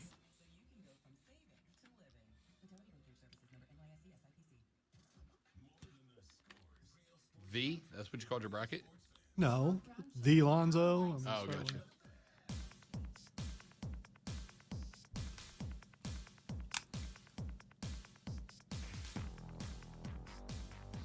Well, out of 88 brackets submitted to the Rob Brown Show Bracket Challenge, which we opened up right before we made the move to the new time slot. Out of the 88 brackets that were submitted, Rob Brown is in 32nd place. 32nd place. Lonzo is in 59th place out of 88. What? I'm not last? No, you are not last, sir. Every bracket below Lonzo, and for about 59th down to 18th, for about 41 brackets ahead of Lonzo. 41 places, not brackets. A lot more than that because we got a lot of ties. Had either Duke, Gonzaga, or Arizona winning the title. Got a couple of, let's see, got a Tennessee sprinkled in there, a couple of Arizona sprinkled in there. Right now, let's see, Panhandle Dan, Professor Lester, March Mania, let's see, CG Carter 1, and our first place bracket A, appropriate name, all have North Carolina or Kansas as your national champion. I'm looking at our first place bracket submitted by Andrew B. And Andrew B had 3 of the final 4 correct. He had Gonzaga in over Duke, but he got Carolina, he got Villanova, and he got Kansas. He's got, in his national championship game, North Carolina v. Kansas, so nailed that spot. And he has got the Tar Heels of North Carolina winning this thing. You know what the worst part about bracket tournament challenges are? And I'm not saying Andrew did this, right? But I also would say I would bet $1 that Andrew is a North Carolina fan. Would you take that bet, Lonzo? I mean, I get why you would say that, but North Carolina pretty good. So I mean, Sure, but more in than 8th likely, seed. especially in this area, yes. There were, let's see, one. If we were in Wisconsin or something, you know, I would say they were just looking at percentages. All right, so I said we had 88 brackets submitted. That's not true because there's a ton of ties. We got about 140 brackets submitted. We have 88 positions with ties included. About 140 brackets have been submitted to our bracket contest challenge. There are 2 of them, Zoe, 2 of them that selected North Carolina as your national champion. Professor Lester and Andrew submitted brackets with UNC. I'd be willing to bet that Professor Lester, and I could be wrong, but I'd be willing to bet that Professor Lester and Andrew are both Carolina fans. who picked their bracket, started with, let me just go ahead and move North Carolina all the way to the championship, and then I'll fill in the rest around it. So if Andrew wins, I hope when he takes his prize, which is a segment on the show, Yep. that he talks either chupacabras or chemtrails. I'm not trying to influence him. I just that's kind of what I hope for. Never called Lonzo a liar on air, but first time for everything, I guess.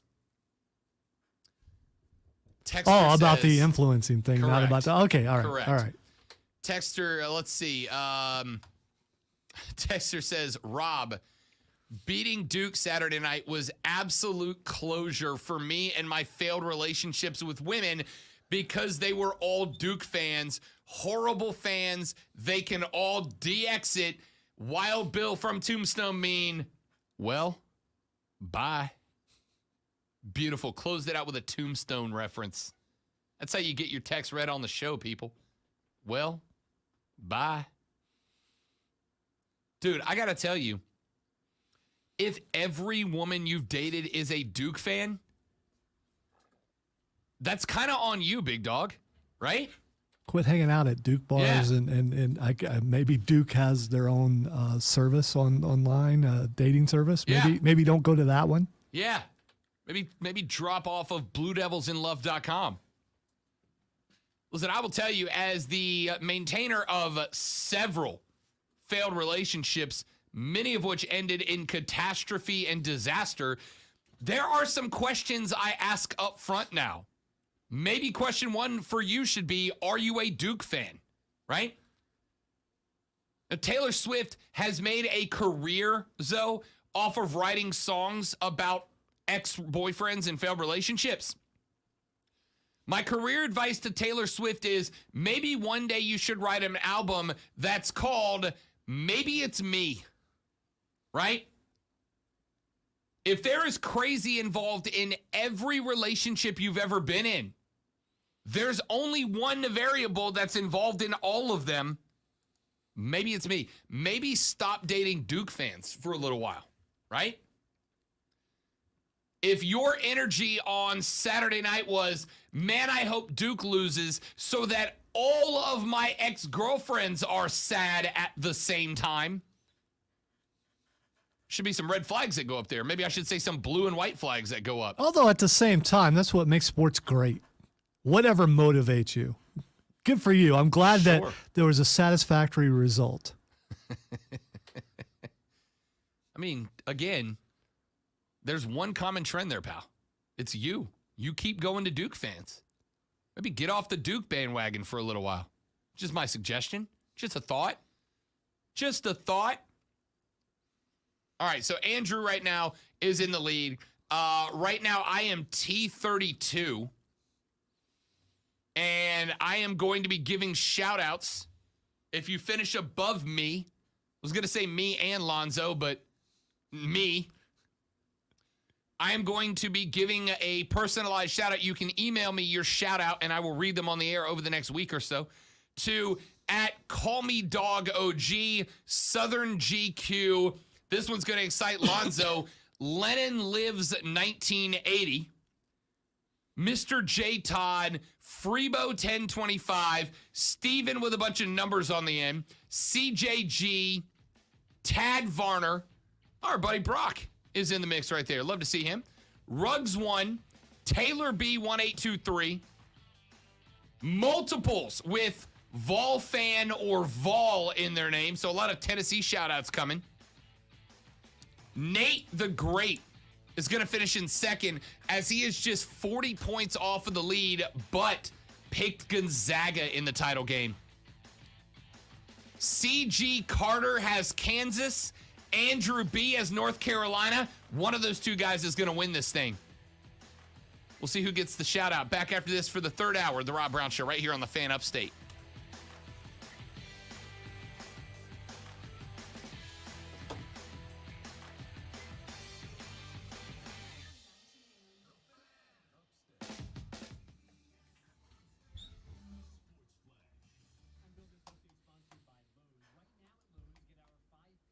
Everyday low price starting at $628.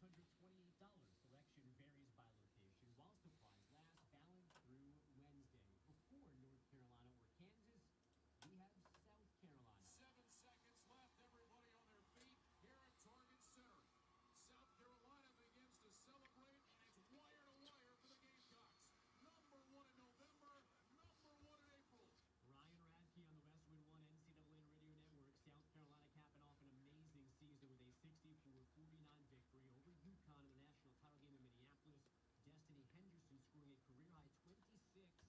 That is correct, Trey. The lady friend is a Gamecock. I have never dated a South Carolina fan before. But then again, I've never lived in South Carolina before, so that makes sense. That's implying that South Carolina fans don't live anywhere else but South No, it's Carolina. just implying but that yeah, the they're- number of South Carolina fans is exponentially greater in South Carolina. that is true.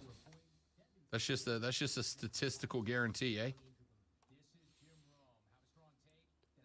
Unless you live in Clemson. I mean, I will bet you there's more South Carolina fans in Clemson than there are in Fort Walton Beach, Florida. I don't think we can prove that, but so I'm going to give that to you. I concede.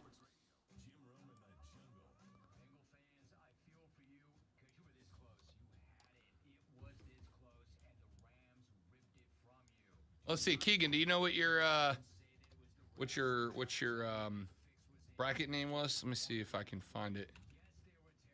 Because the problem is a lot of people just left their bracket name as like,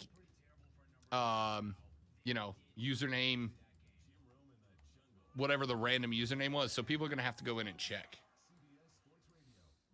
It's easy to think all money managers are pretty much the same, but at Fisher Investments, we're clearly different.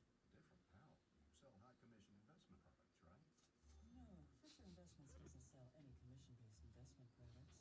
Well, my strength commissions on trade. Keegan says probably Bishop Sully. Oh, true. Okay, hang on. Let me see.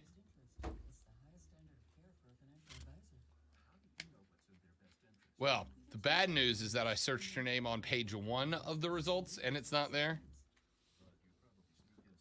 Hope you did better than me, Keegan. We have one transparent management fee structured so we do better when our clients do better. That's what I get for rooting for the Big Ten. Lonzo's in 59th. Keegan is in 75th. Oh my gosh, Keegan. 75th. Keegan. And for the record, It's not- the brackets cut off at 86. Everybody under 86 just didn't fill out a bracket. They enter but didn't actually fill out a bracket. Okay. So, Keegan, the good news is there are 1, 2, 3, 4, 5, 6, 7, 8, 9, 10 people who did worse than you, including one with the bracket name by Frank Martin. forhims.com/radio. You'll get a free medical consultation, discreet shipping if prescribed, a 100 9 submitted a bracket from the Rise Guys. Did he? 67th. Oh, I beat him. Yep. That's right. Get generic for Viagra. The same active Our buddy Chris Lewis, Triumph president, submitted a bracket 67th and picked Gonzaga instead of Villanova to win the title. He's a Nova guy. That's interesting. Usually when you get down here, it's a lot of people who like submitted their own team to have won the title. You know what I mean? And I think that's why if you're a Carolina fan and you pick Carolina, you won. Well, keep in mind, I picked an all Big Ten Final Four and Yeah, championship. that went poorly. And the Big Ten, yeah. 9 teams in, 9 teams out. Hi, Gary David here, back with Travis Betson, the owner of CNT Foundations. Seeing cracks in your foundation walls or ticking doors. You have a QC Kinetics in first break. Alrighty. Won't just go away. You need professional help, not a professional salesman. At CNT Foundations, we're real, local, general contractors that provide solutions that last a lifetime. Call 864-581-3341. CNT Foundations, your foundation experts. Prescription products require an online physician consultation and are only available if the physician determines a prescription is appropriate. Subscription required. See website for full details and important safety information. Dealing with ED is difficult enough, but the pressure of not satisfying your partner makes it even worse. ED can be tough on a relationship, but at HIMSS, you can contact a medical provider online and, if appropriate, get the prescription medication that treats ED at affordable prices. HIMSS ED medication has the same active ingredient as Viagra, but because it's generic, you pay 90% less. That's right, 90% less. A whole month's supply is just $30, and it's sent right to your home for free in discreet packaging. HIMSS offers the same medication you'd get from your doctor, but without the copay, expensive appointments, or awkward face-to-face conversations. And with HIMSS, every online visit is free, and your relationship right back on track. For a free online consultation, go to forhims.com/joy. That's forhims.com/joy for your free visit. forhims.com/joy.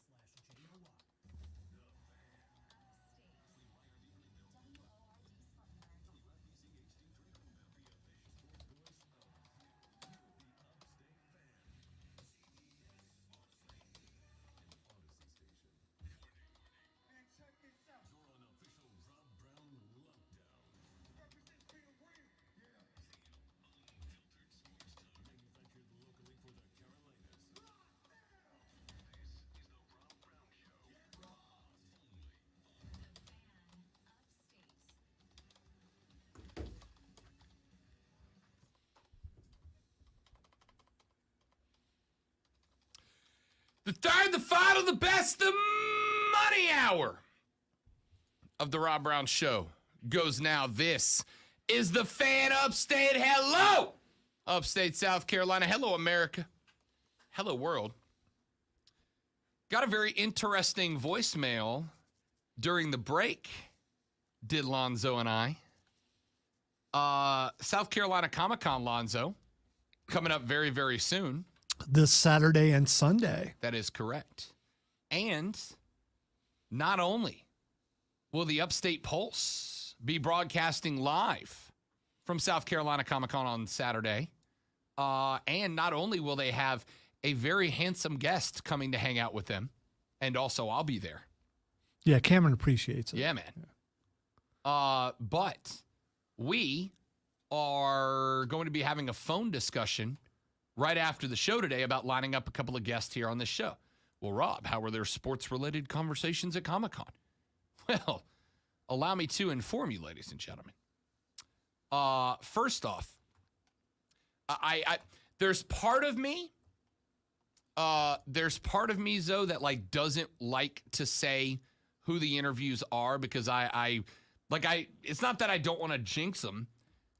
It's just that I don't want to tell people, oh, we got this guy coming on, and then it falls apart, and then I look like an idiot after it falls apart, which happens on occasion, right? Like, Zoe, in your career, how many times have you had an interview lined up, and it was good, and then you made the call to get the guest on the air, and they just don't answer the phone? Yeah. Especially when you, and I've learned the lesson to not tease. Yeah. Until it's completely confirmed and until everything. They're on the phone line. Yeah. So. But I feel pretty good about these. What with them coming to SC Comic-Con and Lonzo's show, the Upstate Pulse, 7 to 9 Saturdays on WORD. Our show, of course, being big. We have 2 that I'm very confident will be coming through, and the potential for 2 more. I will tell you that the 2 I got a phone call about getting signed up for this week would be 1, ear-ringed wrestling announcer of decades of wrestling fame. And I already have my first question lined up because I have history. What's it going to be? Do you really want me to Yes, tell I you? do. All right. So nearly 25 years ago, when I first started in radio, the host of the show, which I didn't really get to talk on, he asked me, who would you like to have as a guest? And I will get them. And I said, Tony Schiavone. Tony Schiavone. And I wrote a couple questions. My questions were asked, but I never got to ask them. So my first question to Tony Schiavone, after pointing out 25 years ago, my first interview technically was Tony Schiavone, is why the earring. You've already, I mean, I hate giving that away early, but that's my question. The only Tony Schiavone answer I accept is because it's cool, dude. Which is what I expect. Yeah, because it's cool. What I expect. Mine would be, has the earring growing like carrot by carrot every week? Is that planned? Like, are you doing like in Robin Hood Men in Tights where the mole moves on his face from scene to scene? Is this a thing where one day you're going to see the Hope Diamond hanging off the ear of Tony Schiavone? I also I have a couple possible Adam Cole questions, but I'm going to save those till we get him on the air. Second potential name Has to do with Glocks. that I'm very, very excited about. I got to tell you, of the guests coming to SC Comic-Con, there's very few I think would have gotten me as if not more excited than getting the great Tony Schiavone on the air. But the name mentioned directly to me in the voicemail we got during the break that I will be returning the call as soon as we get off the air is the potential for one of the original 4 horsemen, the enforcer, Arn freaking Anderson, to come on the show.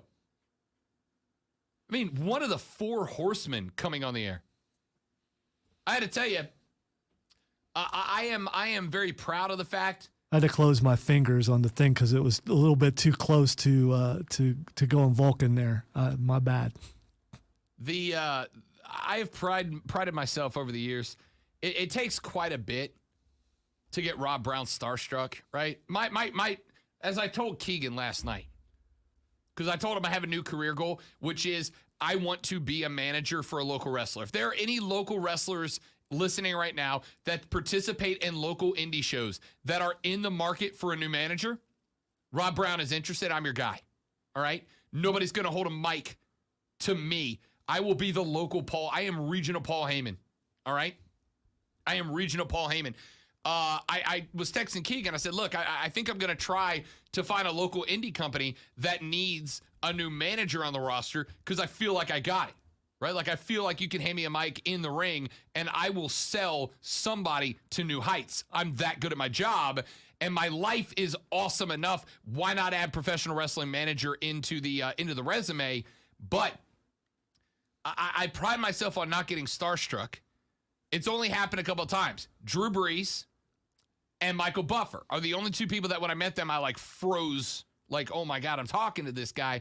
If Arn Anderson comes on the air, I got to tell you, there will not be butterflies in the stomach, Lonzo. There will be condors in the stomach drumming up the nerves. I had the opportunity to interview a ton of people. The only one that scared me so bad that I just lost it in the middle of the interview was Charlotte Flair, and she was sitting right over there.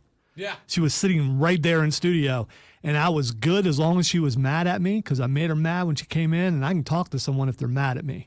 But then when the anger went away, so did any question that I had in my head. And the now retired Greg McKinney was laughing his butt off when I said, you know what? My mind just went blank. I'm done. Right in front of Charlotte Flair. So Love it. Love it. I think I might be a little bit nervous about Shivani. I mean, Arn Anderson, big deal, especially for my papaw. So I watched Arn with my dad. Yeah, there you go. I watched Arn with my dad as a child, and he's still in it, right? Still in it. So we'll let you know when those get scheduled. We also have potential for. These are more long shots. One that I'm just not going to participate in. That's fine. You're allowed to be wrong. No flips, just fist. We may be joined by FTR later on in the week, AEW Superstars. Maybe joined by FTR, and there's one more in the mix potentially that we're going to work on as well. I won't jinx that one specifically, but we'll let you know how it goes. Shivani and Arn Anderson are both high probability. FTR is a question mark, as is the fourth. We'll let you know how that goes after today when we get the phone call. In fact, follow me on Twitter. Yeah. I'll let you know if we the get the fourth times. would be definitely questionable and would require me to be very concerned. Correct. So we'll let you know how that goes. All right. Kansas, North Carolina. By the way, we talked about Professor Lester. We got a two-man showdown in the Rob Brown Show Bracket Challenge. It has come down to Andrew and Professor Lester, who are the top two brackets with a chance to win. Now, Andrew currently sits atop the leaderboard. He has got a 890-point bracket. D Revels is right behind him with 880 points, but Revels is done. The only way to add points to your total right now is if you correctly selected the Tar Heels of North Carolina. There are 3 guys right now that are in the potential for the running here. Andrew holds the top bracket with 890. He's got North Carolina selected. Kansas is held by a bracket called March Mania with a generic screen name. He has Kansas selected, as does CG Carter 1. The only two that can win right now are Andrew and CG Carter 1. If North Carolina wins tonight, then Andrew will win the bracket challenge and get a segment on the show. If Kansas wins the national championship tonight, then CG Carter 1 will win the challenge and get a segment on the show. If you have entered the bracket challenge and you are one of those two cats, strap in. One of you guys is getting a segment. If you missed it and you did not get in on the Rob Brown Show bracket challenge, worry not, friends. We will be doing more challenges on the air moving forward, in which the prize is the ability to come on the air and have a set. You don't get to host the segment. You get to co-host with me, and we talk about the subject of your choosing until A, you do something that Lonzo decides to dump button you, in which case you're done, or B, you start boring me, in which case you're done. So do your prep, kids. Welcome to the world of show prep. If you are in 1st through 31st position, you will get a shout out on the show. You can email me and give me a one-line shout out on the air. It can be to or about anything. One line, one sentence, no run-ons, all right? If my 3rd grade English teacher, Miss Gherkin, would have said this is a run-on sentence, I'm not reading it. So make it a good one. Make sure you check your bracket, see if you were listed ahead of me. You'll have to prove that. You don't want to upset the haughty intellectual. No, I know that if I go one sentence, somebody's going to come up with a 500-word paragraph with no punctuation marks in there and go, how come you didn't read the whole thing, Rob? No, you get one sentence. The rules were clear. I suggest you do your sentence straight up street because you can get more words in that way. No, if Miss Gherkin would not approve, so do I. And I can still email Miss Gherkin. We're still close, all right? I will submit your sentence to my 3rd grade teacher. And if it fails her grammatical expertise, I won't do it. I'm picturing a young Rob going, Mrs. Pickle. You will not slander Mrs. Gherkin, the greatest teacher I ever had. Miss Gherkin was the GOAT teacher. I wasn't slandering her. I was slandering you, slandering her. We liked and respected her too much to make terrible pickle jokes about her name. All right? Anyway. Kansas v. North Carolina tonight. Of course, North Carolina got here by way of ending Coach K's career on and out. Not only did they send Coach K out with an L, they did it in the Final Four and basically spoiled the whole party. They ruined his final game at Cameron Indoor. And now they ruined his final game in the tournament. Love this team from North Carolina.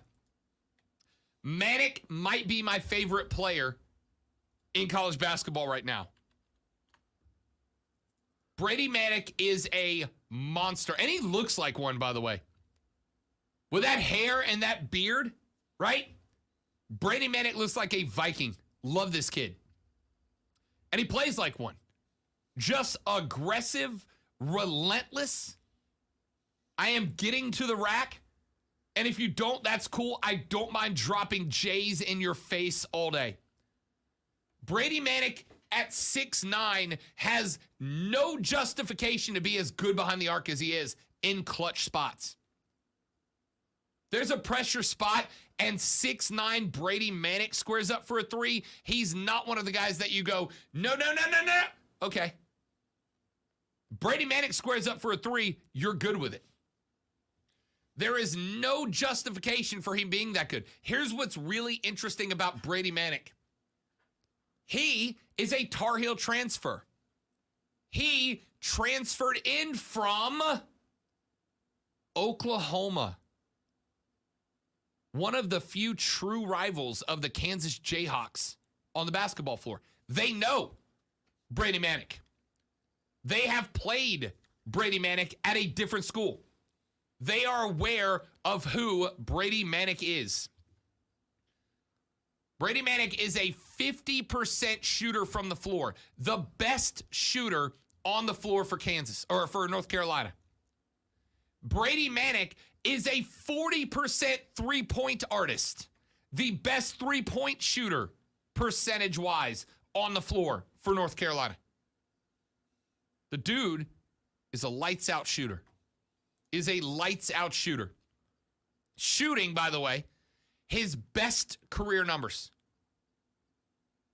Highest field goal percentage, highest three-point percentage of his entire career. The only spot he's fallen off a bit is from the free throw line. He was a 77% shooter last year, shooting just a touch under 69% this year. Also getting you 6 boards a game. Also getting you a pair of assists a game. Also getting you almost a block a game and almost a steal a game. And he's fouling twice a game. All of that, and he's fouling twice a game. Brady Manic got kicked out of that Baylor game, remember, for throwing that bow? which was kind of a weak call as far as I'm concerned. But I told you going into the Final Four that this guy is on a different level. And because of him, North Carolina is playing the best basketball in the postseason right now. They are playing better than anybody else. Texter says, fan, Carolina's playing with house money right now. I'm afraid to pick against them. I got to tell you right now, and based on my bracket, maybe not the best advice to follow me, but I got Carolina tonight. I got Carolina tonight because when they are playing good, they are the most lights out team in the country. They are the most diverse playing style in the country. Where can't they beat you, right? And Duke learned that. Duke came into that game Saturday night playing good basketball. We told you that they were playing maybe some of the best interior ball they'd played all year. Carolina stopped it. Paulo Banchero was playing as good as a rim attacker as anybody in the tournament. They were able to stop that. I said coming into the Final Four, Villanova and Kansas were playing consistent basketball.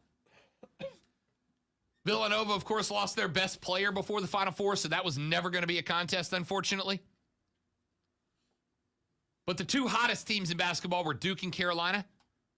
And down the stretch, Carolina just had more gas in the tank.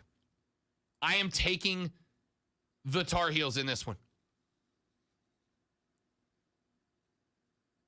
Carolina absolutely ate up down the stretch in the clutch everything Duke threw. Kansas is a team that is known for melting down in March. Now, they're on a mission right now. They have struggled in recent marches, but in this one, they're quiet good. They're sneaky good. They were lights out against Villanova.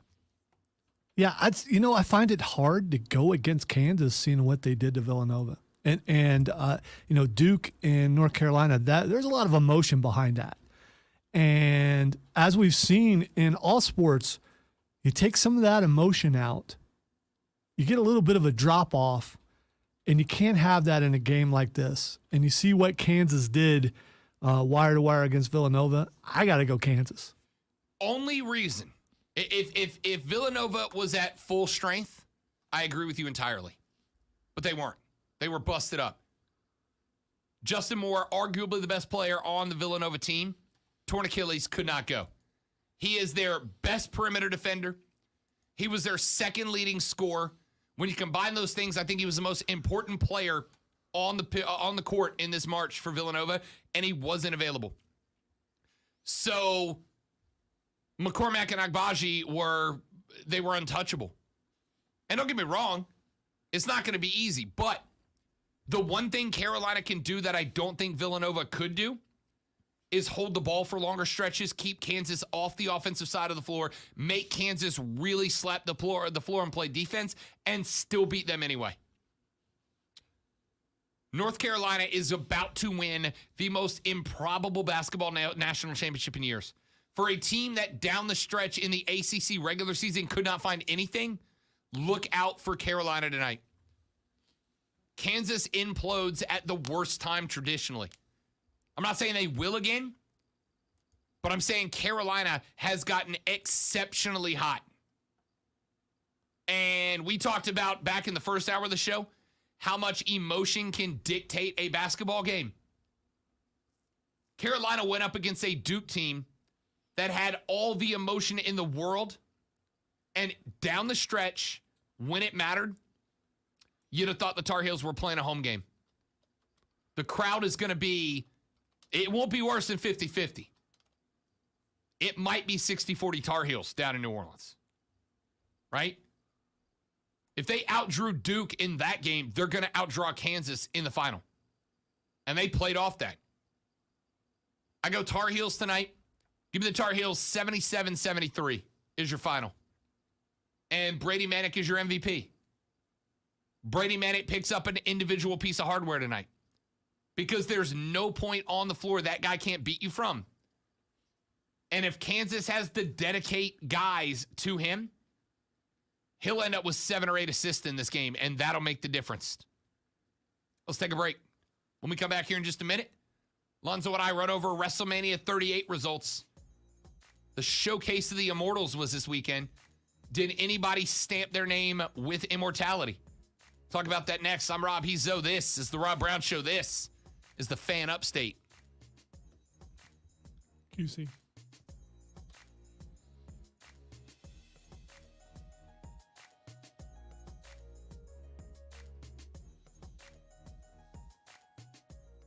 Tell you about my friends at QC Kinetics, ladies and gentlemen. QC Kinetics offers non-surgical regenerative joint therapy. What does that mean, Rob? Glad you asked. What it means is very simple. It means that as you age, the connective tissue inside of your joints begins to wear down because you're using it like anything else. The more you use it, the more it wears down. The more it wears down, the harder it is for it to heal itself, for it to regenerate, et cetera, et cetera. At some point, if you suffer enough of this connective tissue loss, parts in your joints that ain't supposed to touch will, and when they do, you get inflammation. It causes pain. It's a problem. Somebody's going to say, hey, you need a new knee. You need a new elbow. We need a bionic manu. Before you let them do that, I need you to call my friends at QC Kinetics. I need you to call them at 864-448-3772. 864-448-3772. I need you to mention the Rob Brown Show, and I need you to get a consultation with QC Kinetics for free. And when you do, they are going to walk you through their non-surgical regenerative therapy. They're going to tell you how you can have that connective tissue restored, healed, regenerated, and do so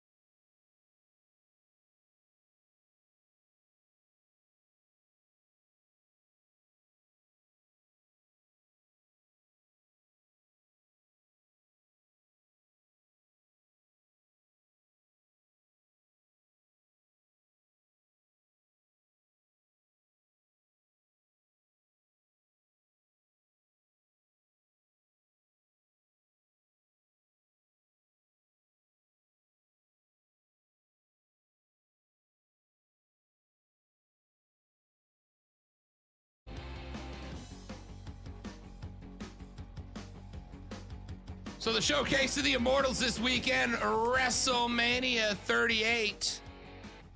And I got to tell you, Lonzo, my not disdain, that's not the right word. Hate. No. My criticism. Disgust. Oh, there's disgust sometimes. Sometimes there absolutely is. Yeah. My criticism of WWE, I think, has been generally justified with some of the decision-making processes that Vince and the gang have made. But this is a pretty good WrestleMania, right? Both nights. Both nights. Yeah, Pretty good. because I think what was last year, it was kind of one-sided. I think Saturday might have been better than Sunday. But this year, there was good stuff on both of them. And not a lot of that you go, man, that was horrible. Why is that here? At least for me, I thought most of the matches were pretty good. Some of them were actually great. I think that, and we'll hit highlights here. We'll hit highlights. I thought that what I thought was going to be some of the bigger things weren't, right? Like Edge v. AJ Styles, I thought, as a wrestling fan, had the potential to be great. And I thought it was a good match. I thought that was going to be something like wrestling fans were going to be a buzz about, and they really weren't. Then the flip side, I thought the Knoxville comedy match was going to be kind of just like a throwaway thing, and it turned out to be one of the most entertaining things I've ever seen. Yes. I mean, to the point where you felt bad for the match that happened after that. Yeah. Because you have to follow that. And imagine being in the back, you're all excited, WrestleMania, you hope you're going to get your WrestleMania moment, and you're watching the monitor going, oh, man, I got to follow that. Yeah. It was gold. I mean, Wee Man body slamming Sami Zayn, to me, was more iconic than Hogan body slamming Andre the Giant at the Superdome, brother. Excuse me, I mean Silverdome, brother. All right, when it comes down to it, Sami Zayn is the best at what he does. He annoys you. He annoys you, and that's what he's supposed to do. He does his job so well, and people question why he signed back with WWE for stuff like this. Oh, yeah. And he's remarkable. So, full card. We started on Saturday. Usos defeat Nakamura and Rick Boogs. Rick Boogs leaves with an injury. Don't know if it's work or shoot yet. I suspect. No, it's he has to have surgery. It's for real. Yeah. For real. So I think it's torn meniscus or something. I can't remember what it was. Do you think that they were supposed to win and they had to call the audible because of the injury? I got to say yes. I got to say yes also, because you could see for a little bit afterwards them trying to figure out what to do. I think Shinsuke took control where he probably wasn't supposed to be in there after Boogs got injured, and they worked the rest of the match out. But yeah, I'm not so sure that the Usos were supposed to be victorious. I agree. In the match that nobody wanted or cared about, McIntyre defeats Happy Corbin. Here's the thing. The sword thing at the end was kind of cool, though. Okay. I like swords, Rob. I own swords. All right. Right. I do too. I'll say this. I feel bad for both of these guys, right? Because I thought Baron Corbin had the potential to be a monster heel. And then they turned him into Happy Corbin, which I will never understand. And then McIntyre, who came back for a while and was the face of this company, is now in a match against a bad gimmick for a guy who deserves better. Both of these guys deserve better than the snoozer of a rivalry they got put into for this. Agreed. I fast-forwarded past the majority of the match because I had a show, so I came back home. And by the way, Peacock still sucks, so I just want to point that out. The Miz and Logan Paul defeat the Mysterios by pinfall. I will say this. As a hater of all things Paul Brothers, Logan Paul was pretty good. Yeah, it was. Logan Paul might, I think, and Lonzo and I had a discussion about this earlier, I think Logan Paul was the best celebrity wrestler we have seen. Bad Bunny was pretty good. We've seen some pretty good. Johnny Knoxville did remarkably well for a guy that's literally never been around the business. Logan Paul looked like a wrestler. Like, if I told you that Logan Paul was a wrestler and you didn't know who he was, you'd believe me, I think. But then the Miz still gave him what he deserved for being Logan Paul. Logan Paul built like like a boxer because that's what he's been He's a working boxer. towards. I mean, he's so, not a boxer, but he pretends to be one on TV. But he's got that build, and a boxing build works well in wrestling. So, and he's already doing things athletically, and I think that helped him out a great deal. Whereas it's not just a celebrity coming in off of a movie trying to be a wrestler. I thought he did exceptionally well. As a guy who hates Logan Paul, I was like, all right, that was pretty entertaining. By the way, he hit a better Three Amigos than Rey Mysterio does. He did. He did. He did. He got the shimmy down too. Just don't tell Kareem about that. Bianca Belair knocks off Becky Lynch by pinfall. Becky immediately goes on Twitter and says, I'll be bigger and better like every other wrestler who loses. Had to be that way. That was probably my favorite match, if not close to my favorite match of the entire weekend. Because I wanted to believe that her getting squashed last summer was to build this whole thing towards WrestleMania to give her the belt back. And I think that's what they did. And I was very happy about Completely that. agreed.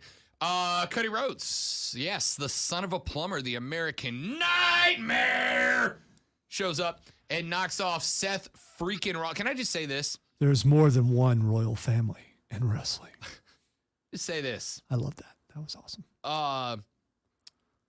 Seth freaking Rollins, to me, is this generation's Mr. WrestleMania, right? Even when the guy loses, losses don't stick to him. And he makes everybody look like it's the main event of WrestleMania. Cody Rhodes probably didn't need help when he showed up, although there was a pretty hefty amount of booze thrown Cody Rhodes' way when he made his debut. The entrance looked phenomenal for the American Nightmare. It was a better entrance than he had in AEW. I will give you that. Granted, it was WrestleMania. I was going to say it's a grander stage, Right. too.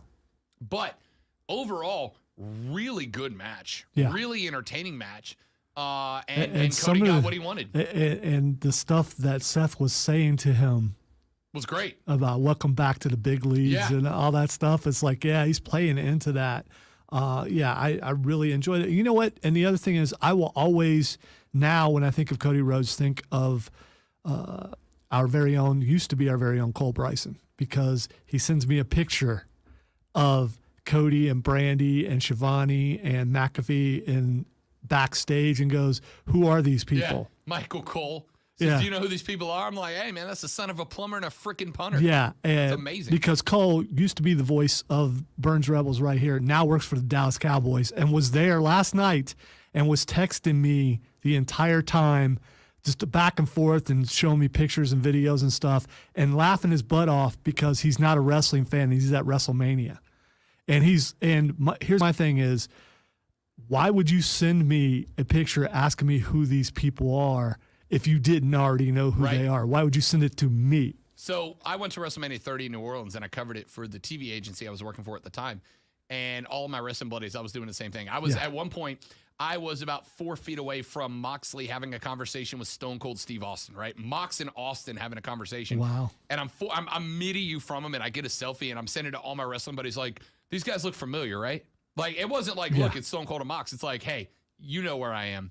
I know where I am. Yes, I am going to rub it in. Yeah, I get the sarcasm, which made it funnier. By the way, Cole Bryson, former voice of the Burns Rebels. I don't know if I've made this announcement yet, but there's a new one coming up. That's all I'm going to say for right now. All right? New voice of the Burns Rebels coming your way. That's all I'm going to say. Charlotte Flair defeats Ronda Rousey by pinfall. Ronda needs to be done. I'm sorry. Ronda just needs to be done. She doesn't fit in. There's zero charisma. She needs to be done. I don't think she needs to be done. And I love Ronda Rousey. I think you need to go the route of the four horsewomen of MMA. You have to get 2 more, but her and Shayna Baszler together and grab 2 more and have them be a heel faction where she doesn't have to do the talking. She's basically the enforcer. I think that works out really good. I don't think she wants to do that. And when she doesn't want to do something, she gets bad. She just slacks out. It's not for you. And, of course, the main event of Saturday night, a no-holds-barred match between freaking Stone Cold Steve Austin and Kevin Owens, which, by the way, you could tell, despite getting his rear end handed to him, that was Kevin Owens' dream, right? Yeah, to get your ass handed to you by Stone Cold was his dream. He was having so much fun. yeah. You could tell. And my daughter was disappointed because Kevin Owens didn't jump off of anything. True. because he always jumps off of something and looks like he's scared to death Yeah, to but do if it. he landed on one of Austin's knees the wrong way, it would Yeah. have turned to dust. That's what I told her. Is like, yeah, it also has to do with whatever opponent he's Yeah. going against. They got to be able to handle it. But dude, was it not rad to see when Kevin Owens said, "I tricked you, I called you out here for a fight," to have Austin just immediately snap into old Stone Cold mode? Yeah, it Fantastic. was good. It was good. And then on Sunday, opened it up with RK Bro knocking off the Street Profits and Alpha Academy in a match that probably deserved to be better than it was. I was shocked because I thought they were going to lose. I did not believe that they Yeah, would. but I thought the same thing going into it. But the more I watch it, look, I love the Street Profits. When we saw them at Raw, I was up swaying with everybody else. I love the Street, but it's not their time. And I mean, if you have Alpha Academy go over RK Bro, we're going to get what? Another feud we already saw. And True. the more I looked into it, the more I thought they booked themselves into a corner with this one. Well, as Delvin pointed out, I believe it was our second hour. Riddle was getting better and better, and he looked excellent in this Yeah. match. Bobby Lashley knocks off Almost. Nobody cared about that one, I don't think. Right? All right, cool. Congratulations. Johnny Knoxville and the rest of the Jackass crew, including, by the way, Chris Pontius going full party boy on us, which was incredible. The moment of all WrestleMania has got to be Wee Man full out body slamming. And what was the thing? I thought when he lifted him, it was going to be Zayn just effectively doing a front flip while Wee Man carries him over. Wee Man held him. He did. And rotated him over. If I find anywhere that I can buy a Wee Mania t-shirt from this year, it's happening. Oh, they have to have It's the those only out t-shirt there. I want Yeah. is the Wee Mania And- t-shirt. And you sell short before the slam. He was throwing hands, and, Oh, and yeah. it looked good. It was did. awesome. And then Knoxville defeating him via mousetrap is as good as it gets. The only near botch in the entire Yeah. thing because it almost didn't go off, and he Knoxville had had to to set it yeah. off by hand, which Yeah. made it even better to me. Sasha Banks and Naomi knock off Queen Zelina and Carmella, Rhea Ripley and Liv Morgan, and Natalya and Shayna Baszler in a match full of women who deserve to have singles matches instead of a made-up tag team match. At least it was Sasha and Naomi. I don't think anybody has done better in a forced role than Naomi over the But last year. they followed Sami Zayn and Knoxville, and it's just there was no following No. that. No matter, I mean, there was so much hype in the crowd. Then you get that, and it's kind of the time to go to the restroom. Yeah.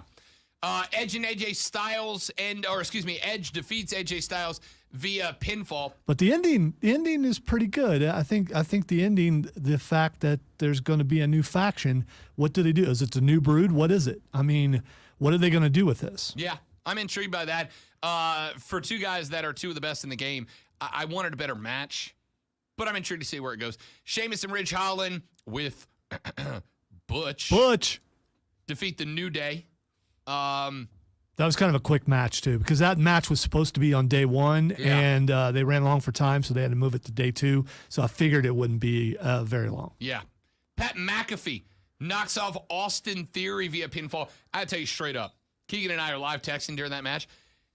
My dude Pat McAfee going straight vertical to the top of the turnbuckle to hit a superplex.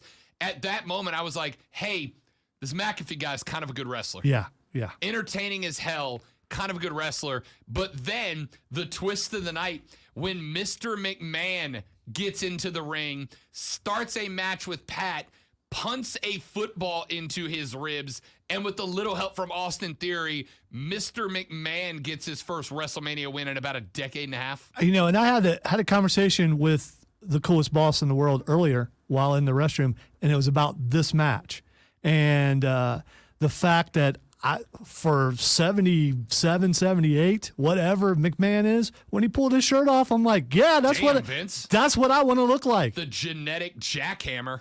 That's what I mean. When he says he gets up at 2 a.m. or whatever it is to work out, I guess he really I guess does. He does. By the way, using that to set up a VKMV Stone Cold encounter in the ring was as good of writing as they have done in years. Because we got one more look at the boss versus the badass in the ring, which was awesome. And then to set up McAfee to drink a beer and eat a stunner, which, by the way, all of that amazing. Yeah. The best shot of the entire weekend, hands down, was Pat eating a stunner, laid out on the floor, and just pouring a beer into his mouth that was then falling out the other side because of said eaten stunner.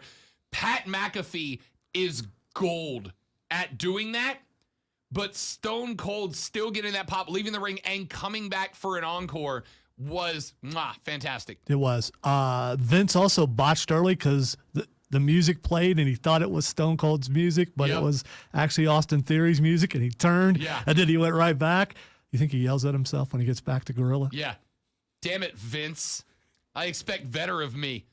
I set me up to grab that brass ring. Me. Or maybe Stephanie's waiting back there. Yeah, to yell at VKM him. just demoted himself to NXT. By the way, Triple H coming out too. Was cool. That was completely awesome. And all I could think of is, dude, don't get worked up. Yeah, Do right. not get worked up. Yeah. I mean, did he get doctor's advice before he went down to the ring? Because he was hyped. Yeah. And then finally, we ended up with a WWE winner-takes-all unification bout between Roman and Brock. Listen, that match would have been great for a SmackDown. That match would have been great for maybe even a regular pay-per-view, a day one kind of pay-per-view. I thought the main event of WrestleMania deserved better than what we got out of those two. But at the end of the day, what you got was the chicken boat heel hitting a couple of low blows and cheap shots to win the match. The only problem I have with it is the WWE Groundhog Saw shadow, and we get 6 more weeks of Roman v. Brock. Which, why would you not pay that off at WrestleMania? Unless you consider that the payoff, in which case, okay. By the way, if the belts are staying unified, then there's one champion. Championships. Paul White tried to learn you, Lonzo. Yeah, but I'm not. He's not here. So sometimes belts, and I'm going to put it that way, change hands on the Monday after Raw. We'll see. We'll see if Brock has got anything for Roman tonight. Texter said the fan, did McAfee look like he could be a wrestler? Yup. He looked good. He bought his own ring. He's got his own ring in his. Yeah. Texter says Lonzo and Mark in the bathroom wrestling. Stuck in my head now. Texter says Steve Austin had the best mic work. It was a trip watching him try not to smile and laugh. When the what chant started, the first justified I gotta stop this. I gotta stop this. By the way, Mark, not my boss. That's what they just implied with that text. No. I have one boss. He's down the hall. Can't believe you'd throw Stone Man under the bus like that. Yeah. All right, and he's really short. Okay. All right, take a break. Lonzo and I, this week, ladies and gentlemen, starting on Thursday, we'll be starting the Fight Club podcast. That's right. We're going to take this segment, turn it into a podcast for you wrestling fans. That's coming up on Thursday. Back after this for Twitter Trending Topics to wrap up the Rob Brown Show on a Monday. This is the Fan Upstate. Try to slip in that Mark Ryan's my boss stuff.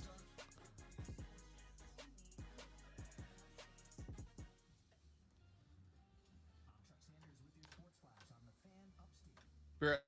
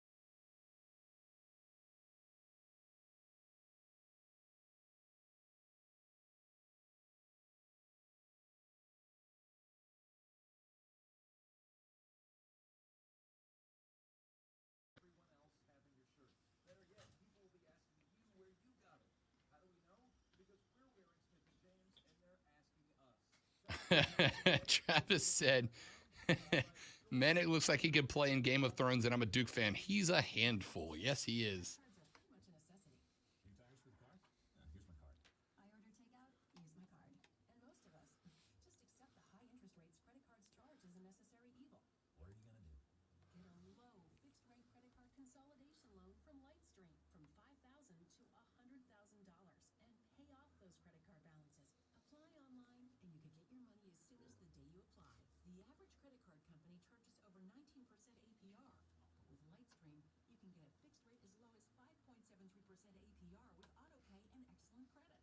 Now I can pay off my high-interest credit cards and save money at a much lower rate. Apply today at lightstream.com/radio and get an additional interest rate discount. That's lightstream.com/radio. Lightstream.com/radio. Subject to credit approval. Rates range from 5.73% APR to 19.99% APR. Includes 0.5% auto pay discount. Lowest rate requires excellent credit. Terms and conditions apply. Offers are subject to change without notice. Visit lightstream.com/rate for more information. Anywhere fans go to cheer on their team, there are behind-the-scenes MVPs, ensuring everything is game day ready.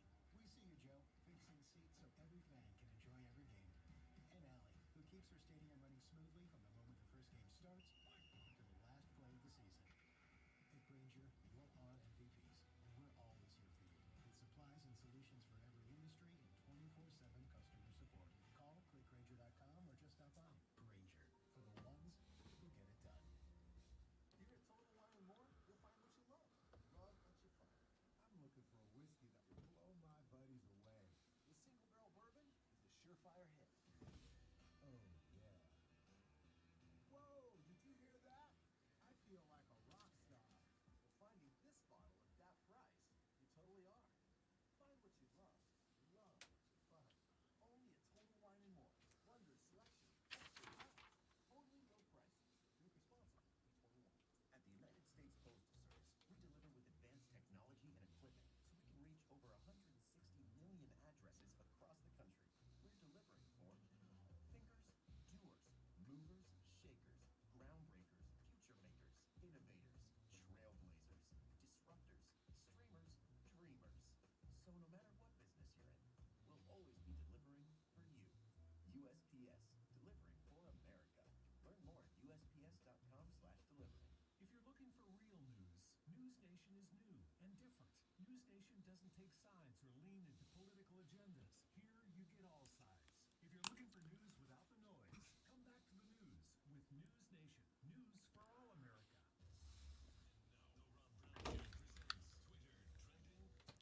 It's time for Twitter Trending Topics, where I tell Rob what is trending on the internet. The first thing that's trending is AJ Styles' face. Why is AJ Styles' face in particular trending? AJ Styles came out to the ring with a cut on his face, a fresh cut already, I got it. which, you know, you're speculating, okay, did he get attacked backstage? What happened?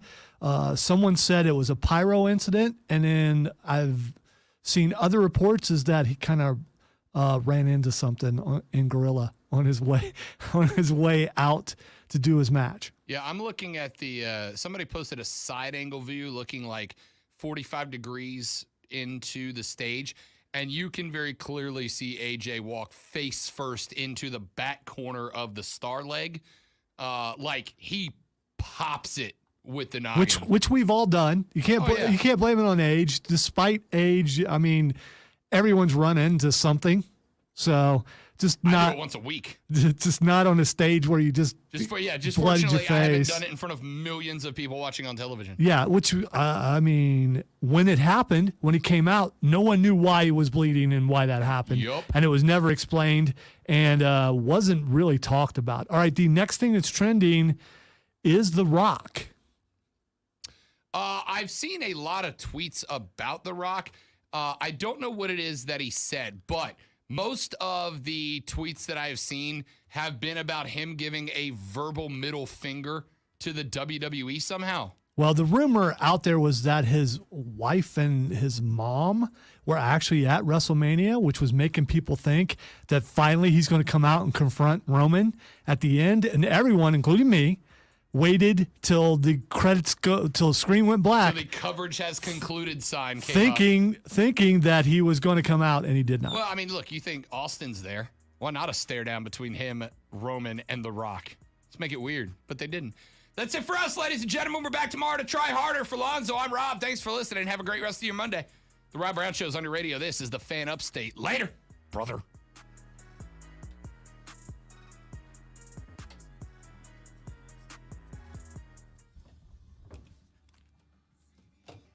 And now it's time to math. Yay. Sorry, buddy. No. It's not your. I'm trying to No. get as close to the 45 as I There can. will always be math involved. We're good. Could say goodbye to Facebook, though. Could do that. That's right. Thanks for watching, stream.